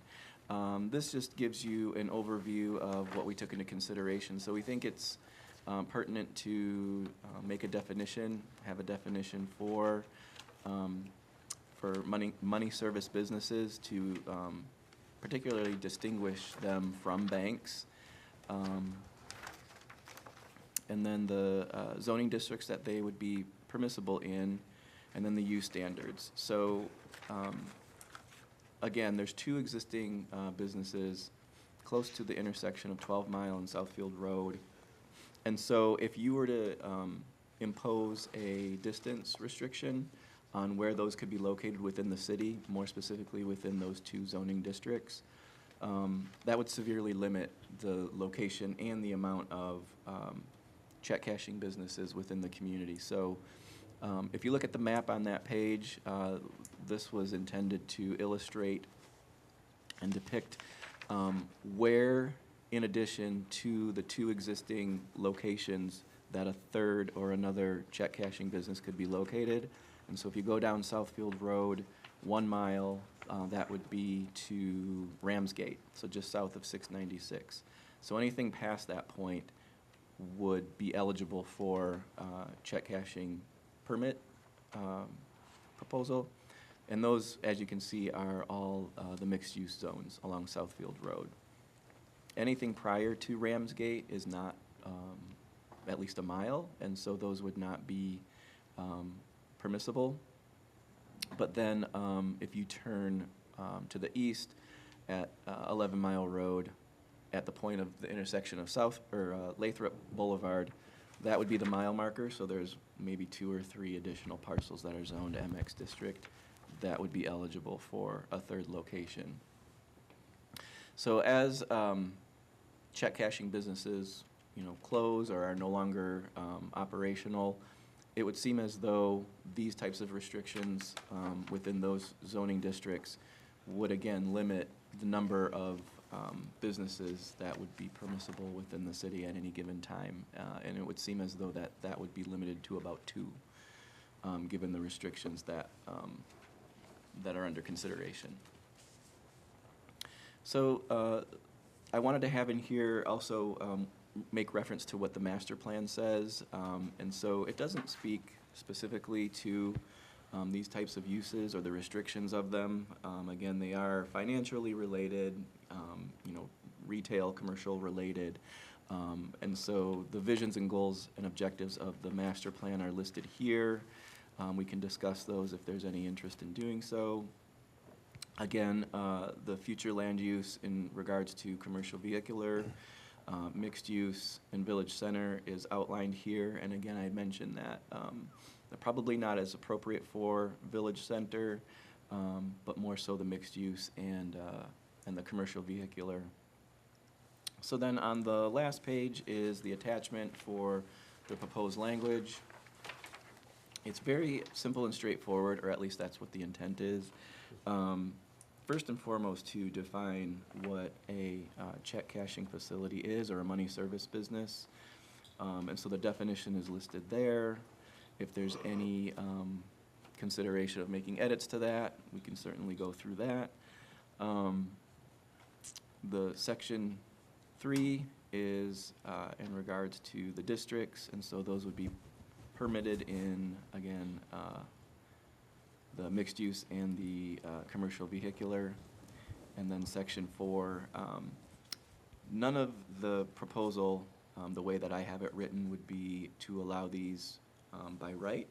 And so these would all be listed under the special land use requirements of the district.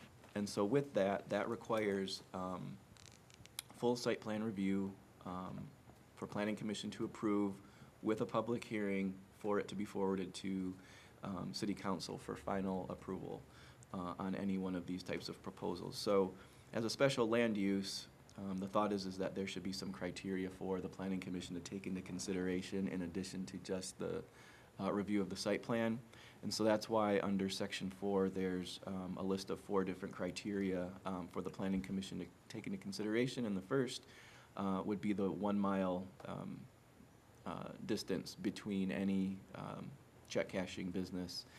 And the second, that the money service business will not have a negative impact on adjacent residential neighborhoods, that the money service business will result in a negative impact on surrounding businesses, and then number 4, that the petitioner has implemented the recommendations by the City of Lathrup Village Police Department and Southfield Crime Prevention Bureau regarding site security. So that was some criteria that was taken from the Southfield amendment, or the Southfield ordinance. And so that we thought we would just throw that in there for consideration here tonight. And then section 5, this would be pertaining to parking. Currently, business and commercial is what the classification would be for these, and so that's 1 space for every 275 square feet of gross floor area. And we don't see that there would be any need for the ordinance to change that any.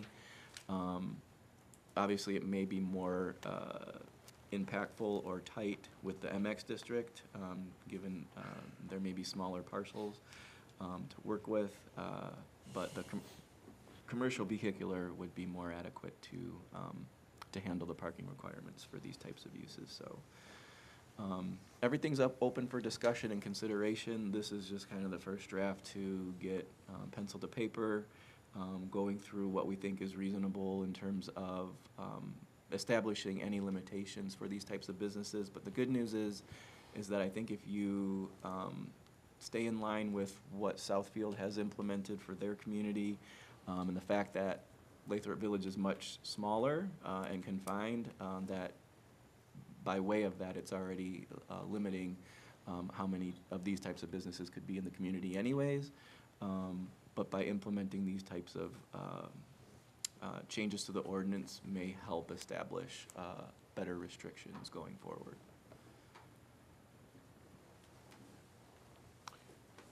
I'll note that consideration of a negative impact in adjacent residential neighborhoods is a potential objection. I hear comments almost monthly from the residents that they're concerned about businesses that attract crime. And here's a business that will dangle money in front of potential criminals, and also perhaps help cause a different kind of problem with people who can't control their impulses around money and access to ready cash, family issues, and so on. If, let's say, a couple of us are beholden to a group in the community that feels that that crime issue is a big issue, this is a subjective matter. would we get ourselves or the city in trouble of voting to deny a license based on that subjective issue in terms of lawsuit or something else? Or do we have a perfect right to vote against it if we have a sincere conviction that this is a danger to the adjacent residential neighborhood? Well, I mean, I'm curious about Scott's. Yeah, so I was gonna say, so But just. before I let you do that, Go though, ahead. we already have 2 businesses like this operating in the city. So anybody who, like, you know, brought a special land use request for that type of business and got rejected based on that one component about safety or security or whatever crime, could point to these existing businesses, right? And say, well, it's already allowed here, so how could this possibly be Hasn't happened considered a yet. crime risk?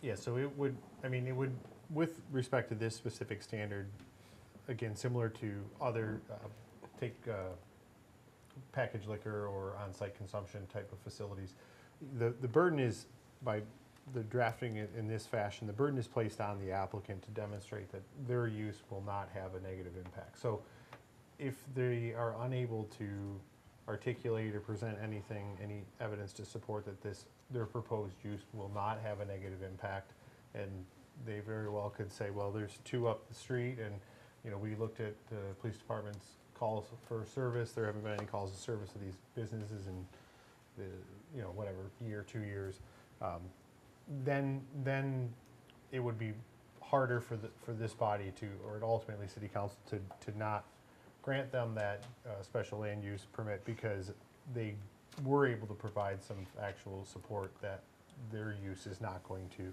negatively impact the residential. So, and the inverse is true as well. So if they don't present anything and this body has concerns that they haven't met that standard, then as long as you make a finding that, you know, these are the conditions that they were required to establish, they failed to establish or provide any factual support to demonstrate that this use is not going to cause a negative impact, then you're justified because they haven't complied with the requirements of the ordinance. So really, the burden is on the applicant to show, and it is very subjective. I mean, they might think it's perfectly safe. Someone that lives behind it might think it's not safe at all. So it's just a balancing of those, and again, really, it's mostly on what the applicant presents and whether or not that's justified.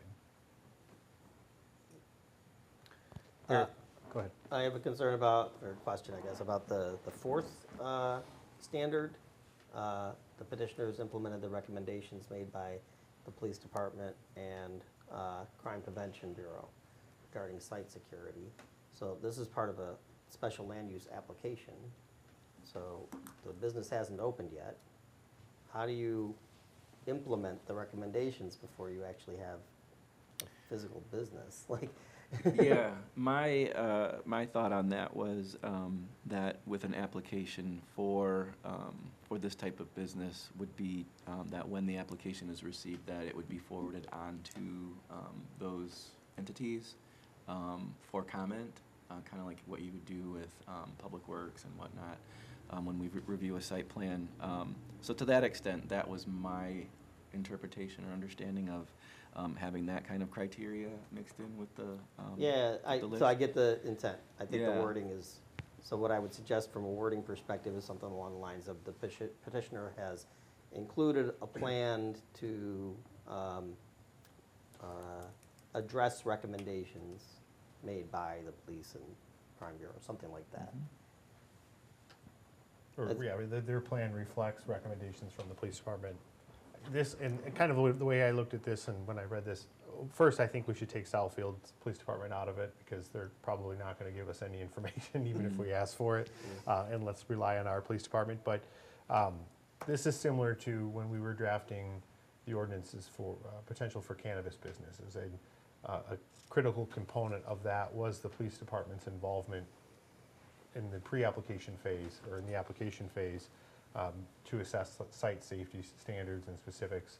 Obviously with that, there were a lot of requirements. I don't think we necessarily need to have the same type or number, but I think the idea of having the police department have a look at this and they can make recommendations for, all right, this layout or this security system. You know, previously we talked about security systems that the police department could remotely access, things like that, to just assist them with stopping any sort of ongoing or, occurring problem, and also preventative, and just, I think those are good things to have the police department take a look at, and I think, especially for a business that has been discussed, it potentially has the ability to have a negative impact. I think it's important that your police department be kind of heard from the get-go and what they Involved would in the like to see, process. so, yeah. Yeah. Eric, thank you for drafting this. Your draft considers the commercial vehicular and mixed-use zoning districts, presumably because those are the two districts in which the existing businesses fall. Yes. Is that accurate? Yes. The two existing businesses actually exist in one of those two. They're right next to each other, right, pretty much, right? So But they're divided by, are they in two different District. districts? They're in one's two different CB, districts. One's MX. All right, Yeah. okay. yeah. Is there a downside to confining these types of businesses to one type of zoning district?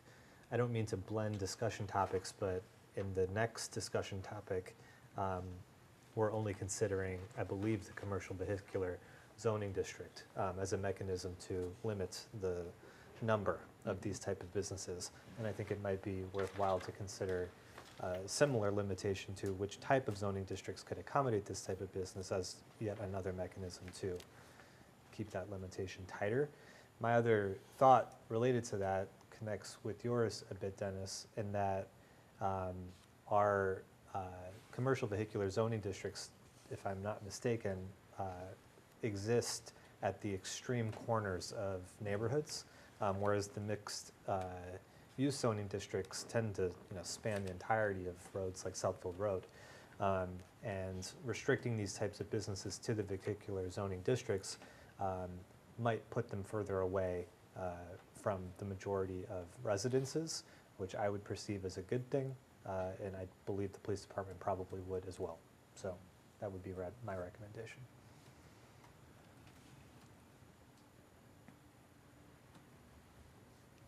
I support that. I think it's a good recommendation. I mean, is there any negative to limiting it to just the vehicular, No. commercial vehicular district? No, no, I don't believe so. So the difference between the two different amendments would be that the retail use, the discount retailer, is more of a high impact, and so that would be more fitting for the commercial vehicular, not so much for mixed use. And so that's the only reason why that one was more specifically restricted. Yeah. But just again, going off the finding that there are two money cashing businesses within the two different districts is why, to start the conversation, I stuck with that. Go with So, both, yeah. Yeah, Makes sense. yeah. Any other concerns? No. Just for my education, why do we need these? Why do we need these businesses at all? Yes, Well, I mean, we have banks. people use these businesses. I mean, there's two of them still operating in the city right now, so there's clearly a demand for the service in the city. Otherwise, those businesses would go out of business and they wouldn't be operating anymore. But they've been here for several years And there's and also somebody's using them. yeah, there's also a number of businesses outside the boundaries of Lathrup Village, within the city of Southfield and beyond, that they're plentiful. So, within a 2-mile radius, there's quite a few. So they're there. They're accessible to the community. There's 2 currently in the community, but by drafting further restrictions, may just limit it to 2 or less if it's going to be restricted to the commercial vehicular district. And you might want to keep in mind also, despite liking them or not liking them, 4 banks in the same area have already closed. So banks are not as plentiful as they used to be either. So you have to look at the clientele who wants to be at a bank or accessibility to the bank. Because obviously we've lost 1, 2, 3, 4 just in between Evergreen and 12 Mile and Southfield 12 Mile. That the banks have closed. And they have been closing a number of banks. So I think it's just the nature of the financial institutions. Well, part of it is because we can do so much work online now. I mean, I cash checks at my desk, so there is no line out the door because of scarcity of banking. It's just, there's less demand to be there at the bank. And plainly, I don't object to having check cashing opportunities. I mean, we used to do that at grocery stores and hardware stores.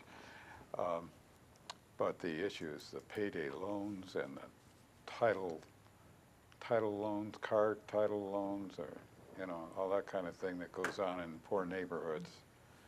And the issues that go with also the cash attraction. But, okay, that's just my area of concern. Sure. Whereas I too share the concerns documented here and the ones I think you're alluding to, Dennis, about a person's over-reliance on something like a payday loan. Mm-hmm. These businesses do serve, if used responsibly and sparingly, an important important purpose, in my opinion. To expound upon your initial statement, I would question why a city 4,000 strong requires more than one or two of them, and for that I appreciate our attention to this matter and our shared opinion with council as it seems to limit the growth of them. So I do believe they serve an important purpose if used responsibly, but I agree we probably don't need more than one or two. Eric, Yes, sir. question, like you're going to talk about when you get to the next amendment and proposal, are we purposely creating a zoning amendment that purposely eliminates the ability for somebody to open a valid business? Are we creating an environment that basically says, no, we don't want you here? And I took that. By limiting you to a certain area where you know that you can't be. Yeah. I remember this conversation from cannabis, so I'm just wondering. Yeah. I took that into consideration too as I was analyzing, especially the map, you know, focusing on that map that, again, it's the fact that Lathrup Village is, you know, essentially confined. It's a small community. It's surrounded by the city of Southfield, which has distance restrictions as well. So it's not saying that it's prohibited. It is allowed in certain districts, but when you add the layer of the separation of 1 mile, that does severely limit. So you're not fully eliminating it, but you are saying that we recognize that it's likely that in reality there will only be 1 or 2 of these businesses that would be permitted by the way that the ordinance is amended. But the restriction of 1 mile still allows for you to be in more than one district. Well, as it's written right now. As it's written right now. Yes. But once you take it and make it only in one district, the 1 mile won't matter because you're only in one district. No, well, so the mile. We're not that big, so. Right, but you're not restricted from one or the other district. Well, right now, we're talking about if we restrict it to one district, If you were to restrict it to one if you were district, restricted yes. to one district, you basically zone them out. Yes. But if you keep the 1 mile radius in multiple districts, you still kind of zone them out, but you've limited it. It Yes. doesn't appear that you're basically creating a zoning amendment to keep them out. Not to keep them out, no. Can we think about this like from 2 different perspectives? Because one is, you got 2 existing businesses, and so then there's this disbursement, right? They're in What- 2 different districts, And they're in 2 different districts. yes, If both of those businesses go under, no longer exist, yes. then now, without that disbursement limitation, now where's the opportunity for one of these businesses to open up? You have a mile for either district. No, You not wouldn't. the way that it's written would be that any. If both of them, he said if both of them go out of business, though. If you don't Right. have existing businesses to be a dispersed distance from, Then your first application for one of these types of businesses could go anywhere within the mixed use or commercial vehicular district. The way it's written now. Right, because they will be establishing where then, once permitted in business, They'll be establishing the direction which you go a Right. mile in either direction. But if we limit it to just One- commercial vehicular and Yes. take Oh. mixed-use district Out. out of the ordinance, so it's not allowed in the mixed-use district, then what impact does that have? The first one to the table wins. Right. And nobody else can open a second store. Nobody else can open it, which basically says you've zoned, because if two people are there at the same time, you've zoned one of them out by intentionally doing it that way. I understand that, but even as written, we're zoning out the third person. But and the as it's fourth and written, the at fifth. least it says that you have the ability to be in more than one district with a mile limitation. Using your example, if the two of them close and two people show up, they have to be a mile apart from each other. If two of them close and two of them show up, it's the first one at the table. And so basically you're saying, you don't want me here simply because I didn't get here at 11:01 and he got here 11 o'clock. So you're zoning me out.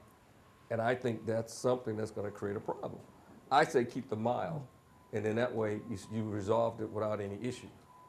But the minute you say you put them only in one spot, it's just the same issue you're gonna have over here. It's one spot. It's just, but And is there a legal implication for that? So because, I mean, it just looks bad to me. I mean, It does it's, look bad. this way is more justifiable than prior to our zoning amendments in 2010. We used to have what was referred to as the C2 district, which was the parking lot of the Chase Bank up here. That was where we put any undesirable, use. It was permitted in the C2 district. You could have an airport, a cemetery, a strip club, you name it. If it fits in that parking lot, you could do it. And for years, that's how that was.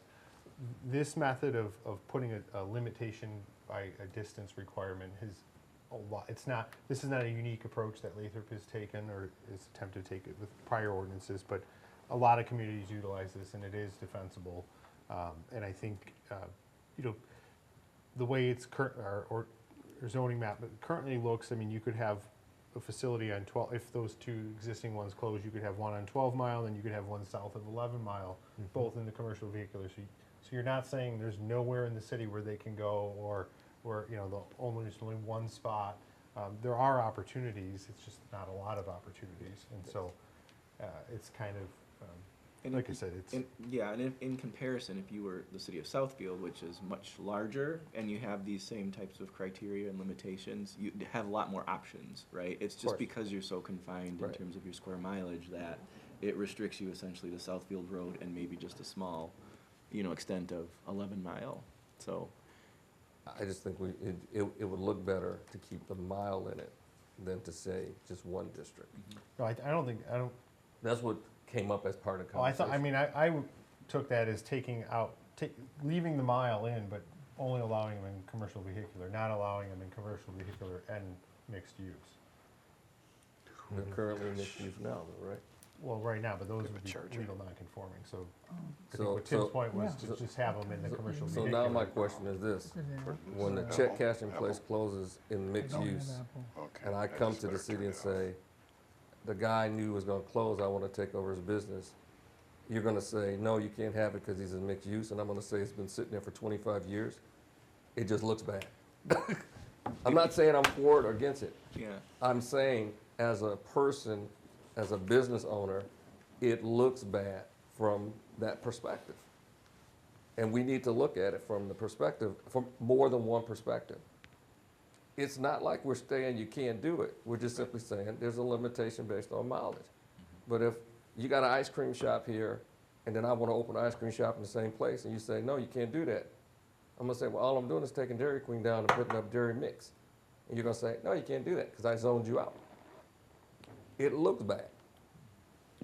And there's no pain in having both districts with the mileage limitation. That's all I'm saying. But hey, that's why we vote. Respectfully, Chairman, I disagree, because I don't think an ice cream shop and a check That's not my point. My example is simple.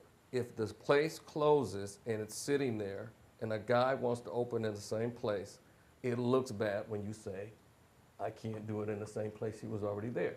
He's been there 15 years. What did he do wrong that I can't do? It just looks bad. I didn't say it was right or wrong. I said it looks bad. And unfortunately, sometimes perception is reality to people. It just looks bad. I don't care if you vote for it or not. I let everybody else have an opinion. My opinion is it looks bad. That's it. I'm not trying to debate it. It simply looks bad. That's fair. So the question now is still the same. I did, before we get to voting, want to address Mr. Terra's comment from public comment about Bitcoin ATMs and, Yeah. you know, businesses that have check cashing or payday loan functions that are not part of their primary business. So therefore, they wouldn't really be addressed by this ordinance. I think that that's probably an issue of concern that the city should take up, but I don't know that it's applicable in the context of this ordinance. There's definitely opportunities for, like, you know, this talks about, the memo talks about all the concerns about, you know, businesses like this, you know, money service businesses. A lot of those similar concerns are also the same for something like a Bitcoin ATM or a check cashing business that happens in the back of a pharmacy. Or in Kroger. Or inside a Kroger, or any other place that might cash checks. Yes.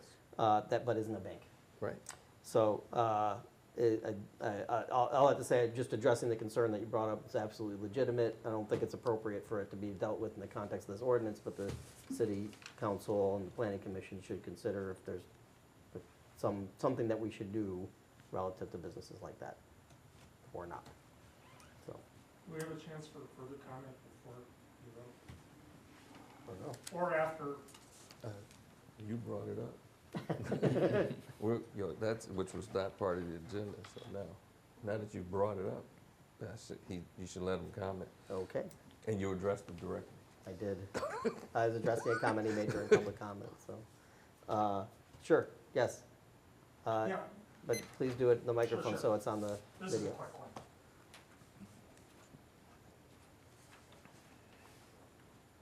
Jonathan Terra, California Drive. I would just like to urge the commission to seek opportunities to educate the public. And if possible, I don't know what the legalities are, but again, similar to what Waterford has done, can you require that educational material be made available at these sites? You have other options. You know, there are organizations that can help you. If you can't get a bank account, there may be help to get a bank account, so you're not paying 4 or 5% to cash a check. You know, and that's it. Just, you know, signage, the availability of educational material, not much different than the sign in the workroom at a workplace. You know, these are your rights. Yep. So I would urge you to seek opportunities for that. Good suggestion. I agree. Can we do that through the ordinance, Scott? That's something I'm going to have to look into.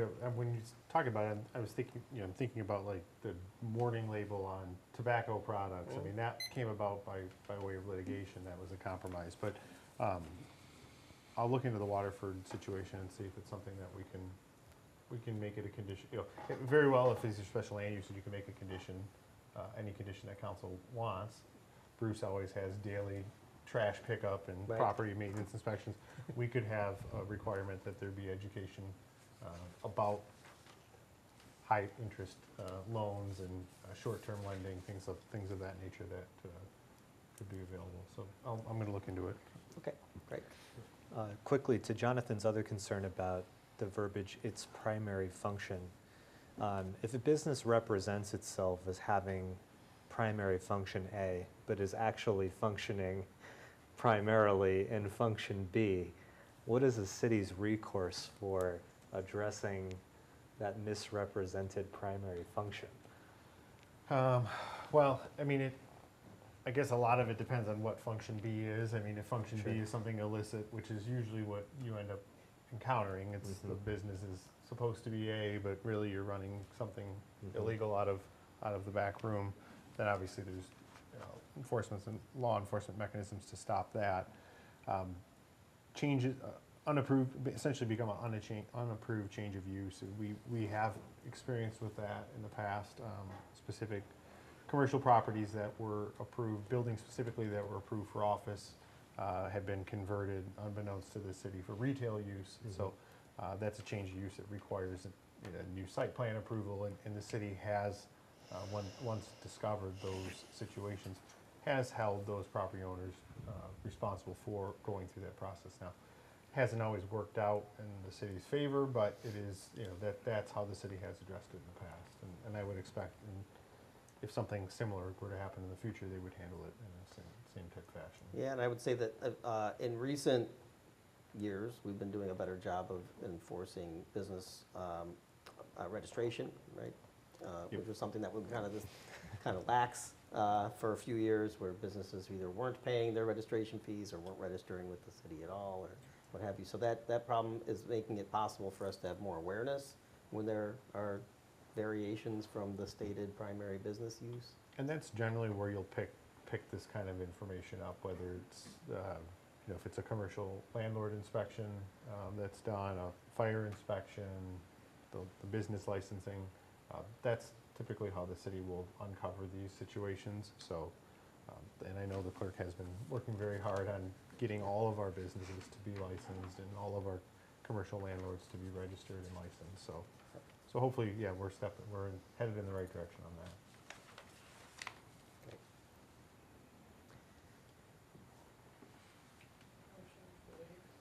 You had started your motion, and he had a question. Oh, no, that was not going to, I can, but that was not going, you want to make the motion? Sure. I'll motion to set a public hearing for zoning amendment related to money service businesses, money service business use classification for our June It's the 15th. 15th meeting. Second? Move second. All in favor? Aye. Support. I'm sorry, I didn't hear you. I said support. Okay. All those opposed? It passes. It's June 17th. Yes, sir. And just for clarification, do you want to pursue only the MX district or both at this time for the public hearing and then make a change possibly later, or what's the commission's preference? It's your motion.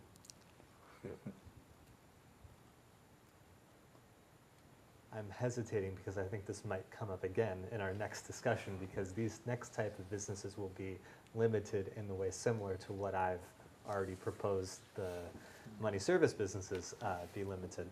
So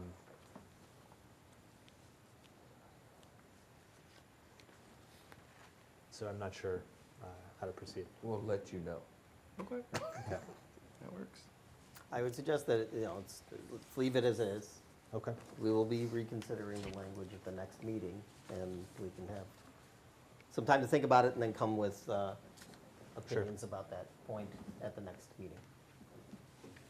Sure. Before the vote, or before the public hearing. You voted for a public hearing for that at the next meeting. Yes, yeah, but Okay, so you'll review whatever the changes are before the public hearing, and then do that. correct. Okay, moving on to the next proposed amendment. This would be for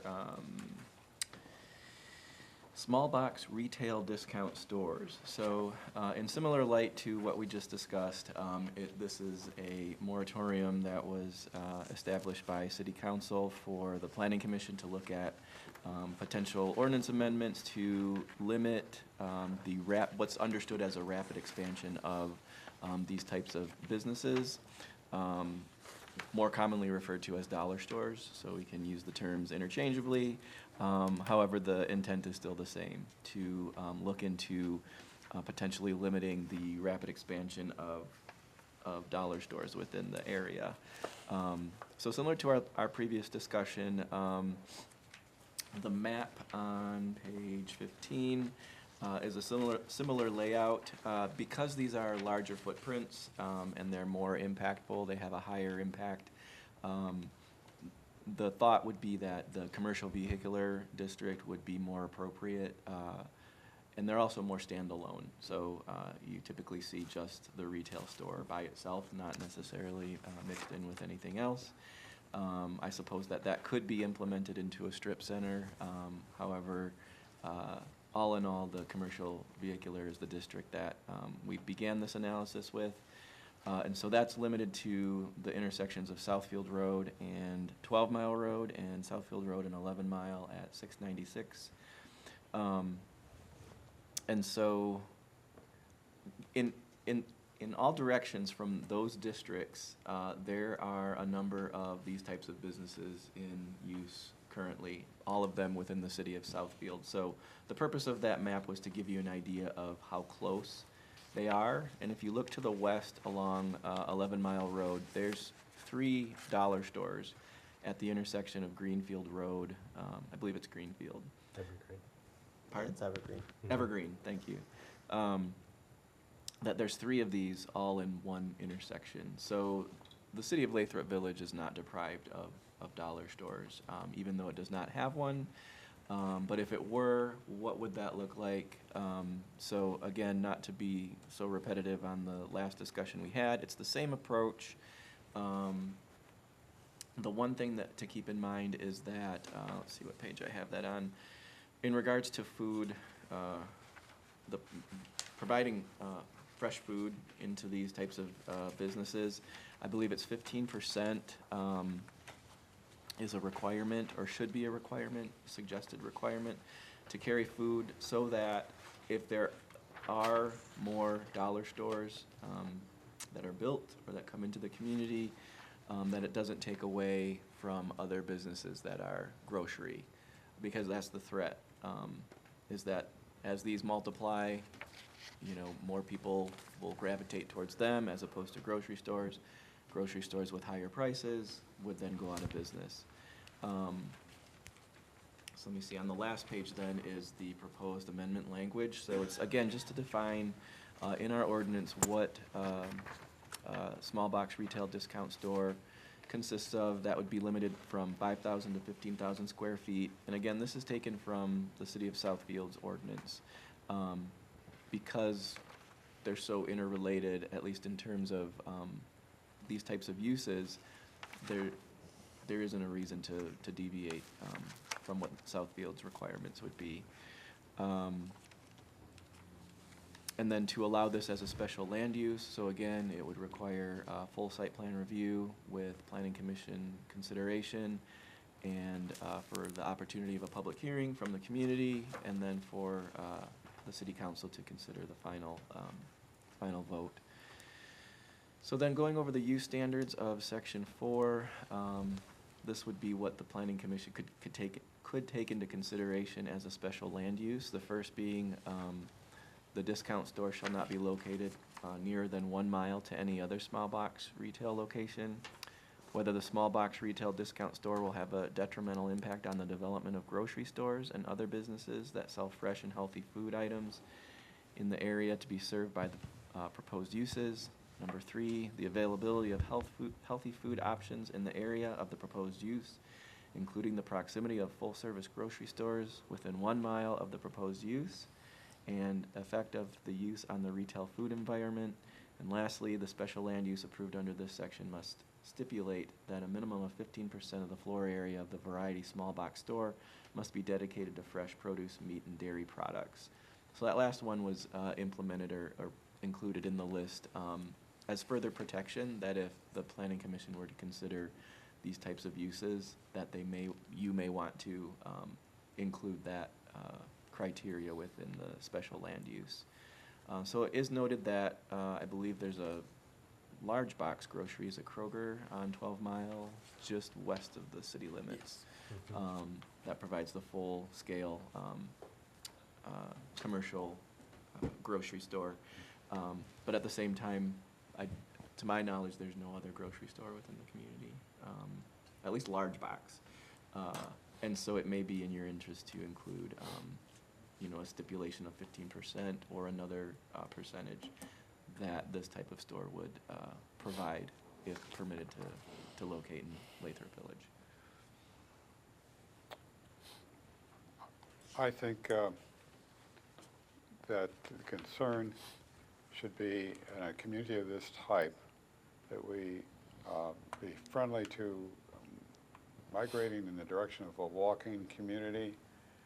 And that means that we need to have businesses in the community that meet our daily and weekly needs. And certainly a grocery store would be primary among that. We can hop in the car and drive 2 miles that way to Kroger, or 1.5 miles that way. But if, as we have people trying to develop a lifestyle that isn't built around the car, they wouldn't consider living in an area like Lathrup Village that they can't go to a grocery store in. So I support the intent to give, say, favored status to grocery stores over dollar stores. And just to add to that, I appreciate the comments. We did look at the master plan, and so how comparable to the master plan dollar stores would be. And to your point, Commissioner Nordmo, the mixed-use district and the Village Center district is intended to be more of a walkable, pedestrian-oriented focus, and so that's another reason behind, if there was to be any consideration at all for dollar stores, that they would be restricted to the commercial vehicular district, which would be more appropriate to satisfy those requirements and goals and objectives of the master plan. Yeah, I think to that point, restricting these small box discount retail stores to the CV district maybe creates the opportunity for a business that's more focused on the sale of groceries, even if it's just a small grocery store, but not primarily a discount grocery store, to actually set up shop somewhere in the Village Center district or the mixed-use districts.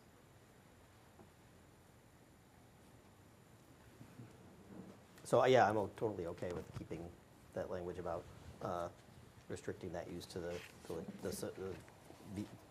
commercial vehicular district. Any other comments related to the proposed amendment? Is there a motion to set the public hearing for the small box discount, retail discount store for June 17th. 17th? I just looked it up, 17th. I'll make a motion to set a public hearing for a zoning amendment related to small box retail discount stores at the Planning Commission meeting on June 17th, 2025. I'll second. It's been moved and second. All those in favor? Aye. All those Aye. opposed? Hearing none. Did you abstain? 17. I'm going to tell on you. Other matters? Chairman, unfortunately, my computer battery has.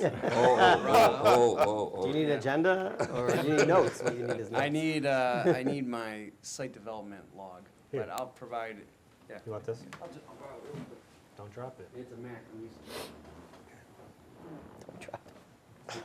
So we got next door at 27300 Southfield Road. We approved site plan during our most recent meeting in April. That is still proceeding through the funding phase. 26600 Southfield Road, which is going to be the new flagship store for Holbrook Auto Parts, is deep into development. They have got the facade and exterior work underway. You can drive by and you can see it is been stripped, and they are deep in the work. So we're excited to see them be a part of the community and also see their location come to life. And it's going to provide new life for that plaza. At 27700 Southfield Road, I think I got the first one mixed up. 27300 Southfield Road is to the south of us. That is the plaza that has the laundromat. That is the interior build out for a nail salon and a tailor is underway right now. And there's also an accountant that has been there for a number of years. And the site development build out is also currently underway for him to return. 28317 Southfield Road is a golf simulator business that was approved back in December during our meeting. Unfortunately, the applicant is affected by the most recent tariffs, so the technology for the business is currently held up in a bonded warehouse. So we're hoping soon that will be resolved and they can install and get open as soon as possible. 26710 Southfield Road is application that you all approved earlier today for retail for pre-made meals. We're really excited to have them. It is a great concept. They're already at a dozen stores, and we're lucky enough to have one of them here in the city of Lathrup Village. In working with Eric, we took a look at a site plan review for 28309 Southfield Road. This is a pre-existing business here in the city as a massage spa. They are relocating to this location, and because we were able to locate the original site plan that was approved back by the Planning Commission in 2001, and because the use is a permitted by right proposed use for that district, and also because the intensity for parking required is the same for the current use, it was able to be approved administratively. So it's simply a relocation within the city to the new location. Great owner, great business, and we're excited to retain them and not lose them to a different community. Nice. That's all I have for the board today. All right. Austin, did you want to bring up Commissioner Fobbs? Yes, Commissioner Fobbs indicated that he would be resigning, so we had given him the opportunity to come today. He unfortunately was not able to, but just so that you're all aware, he has resigned from the Planning Commission, and we will start advertising for a replacement commissioner tomorrow. So hopefully we'll have somebody, we'll have some quality candidates, and in the next couple of months, we'll be able to have a recommendation taken to City Council and approval, and we'll have a full board sometime later this summer. At yesterday's council meeting, we heard, well, I was in the audience, but Jason and them heard from many people who were interested in the vacant city council Yes. position. Would it be inappropriate or worse to reach out to those folks to gauge their interest in applying for this vacancy? They were a fantastic group of people, extremely qualified, and I think anyone would make a great addition. So I think, yeah, letting them know that there is a position open on another city body would definitely be valuable to let them know. And each one of those would be a good candidate for this body. Attorney Baker, do you see anything wrong with particularly, like specifically asking those folks? I would like to open it For up, their but interest? definitely let them know that. Yeah. Yeah, no, there's no issue with directly contacting them, asking Okay. them to submit. We do require an application for all positions, or all appointments, so they would have to update their cover letter, basically. Mhm. But yeah, no, I see no issue with contacting them directly, in addition to opening it up to other potential interested parties. Is there a tradition that this is an all-male crew? No, that's That is- actually a new thing. Yeah. To that end, all of the applicants were women except me, and I'm already on this commission. So if one of those people happen to be chosen, we'll break that tradition. Was there any general communication No. from council? Any updates from council? No. nothing. Well, okay. No. We did, the council yesterday did, as we were just talking about, there were applications for the vacant city council position, the position that was vacated by Commissioner City Council Member Barksdale when he resigned. So the council voted to appoint Maria Manarino to join the council until the next election. So she will fill that seat she'll be sworn in at the next city council meeting, and then she'll serve in that seat until the next election. She has been on council before, and was one of many, all 7 candidates that applied were more than qualified. The city council couldn't have made a bad decision. Any person that the city council would have appointed would have been more than capable of doing the job and a benefit to the council. Ms. Manarino just had, there was a feeling among some of us that she will be able to hit the ground running because she already has experience being on the council, whereas other candidates may have needed a little bit of time to get up to speed. And given that it's only really a 6-month window where that seat is being filled, there was a sense among some of us that speed was of the essence in terms of making sure that the council could continue to make important decisions that we need to make over the next 6 months. If there's nothing else under general communication, we'll take a motion to adjourn. I'll motion to adjourn. Support. In favor? Aye. Aye. Aye. We are adjourned.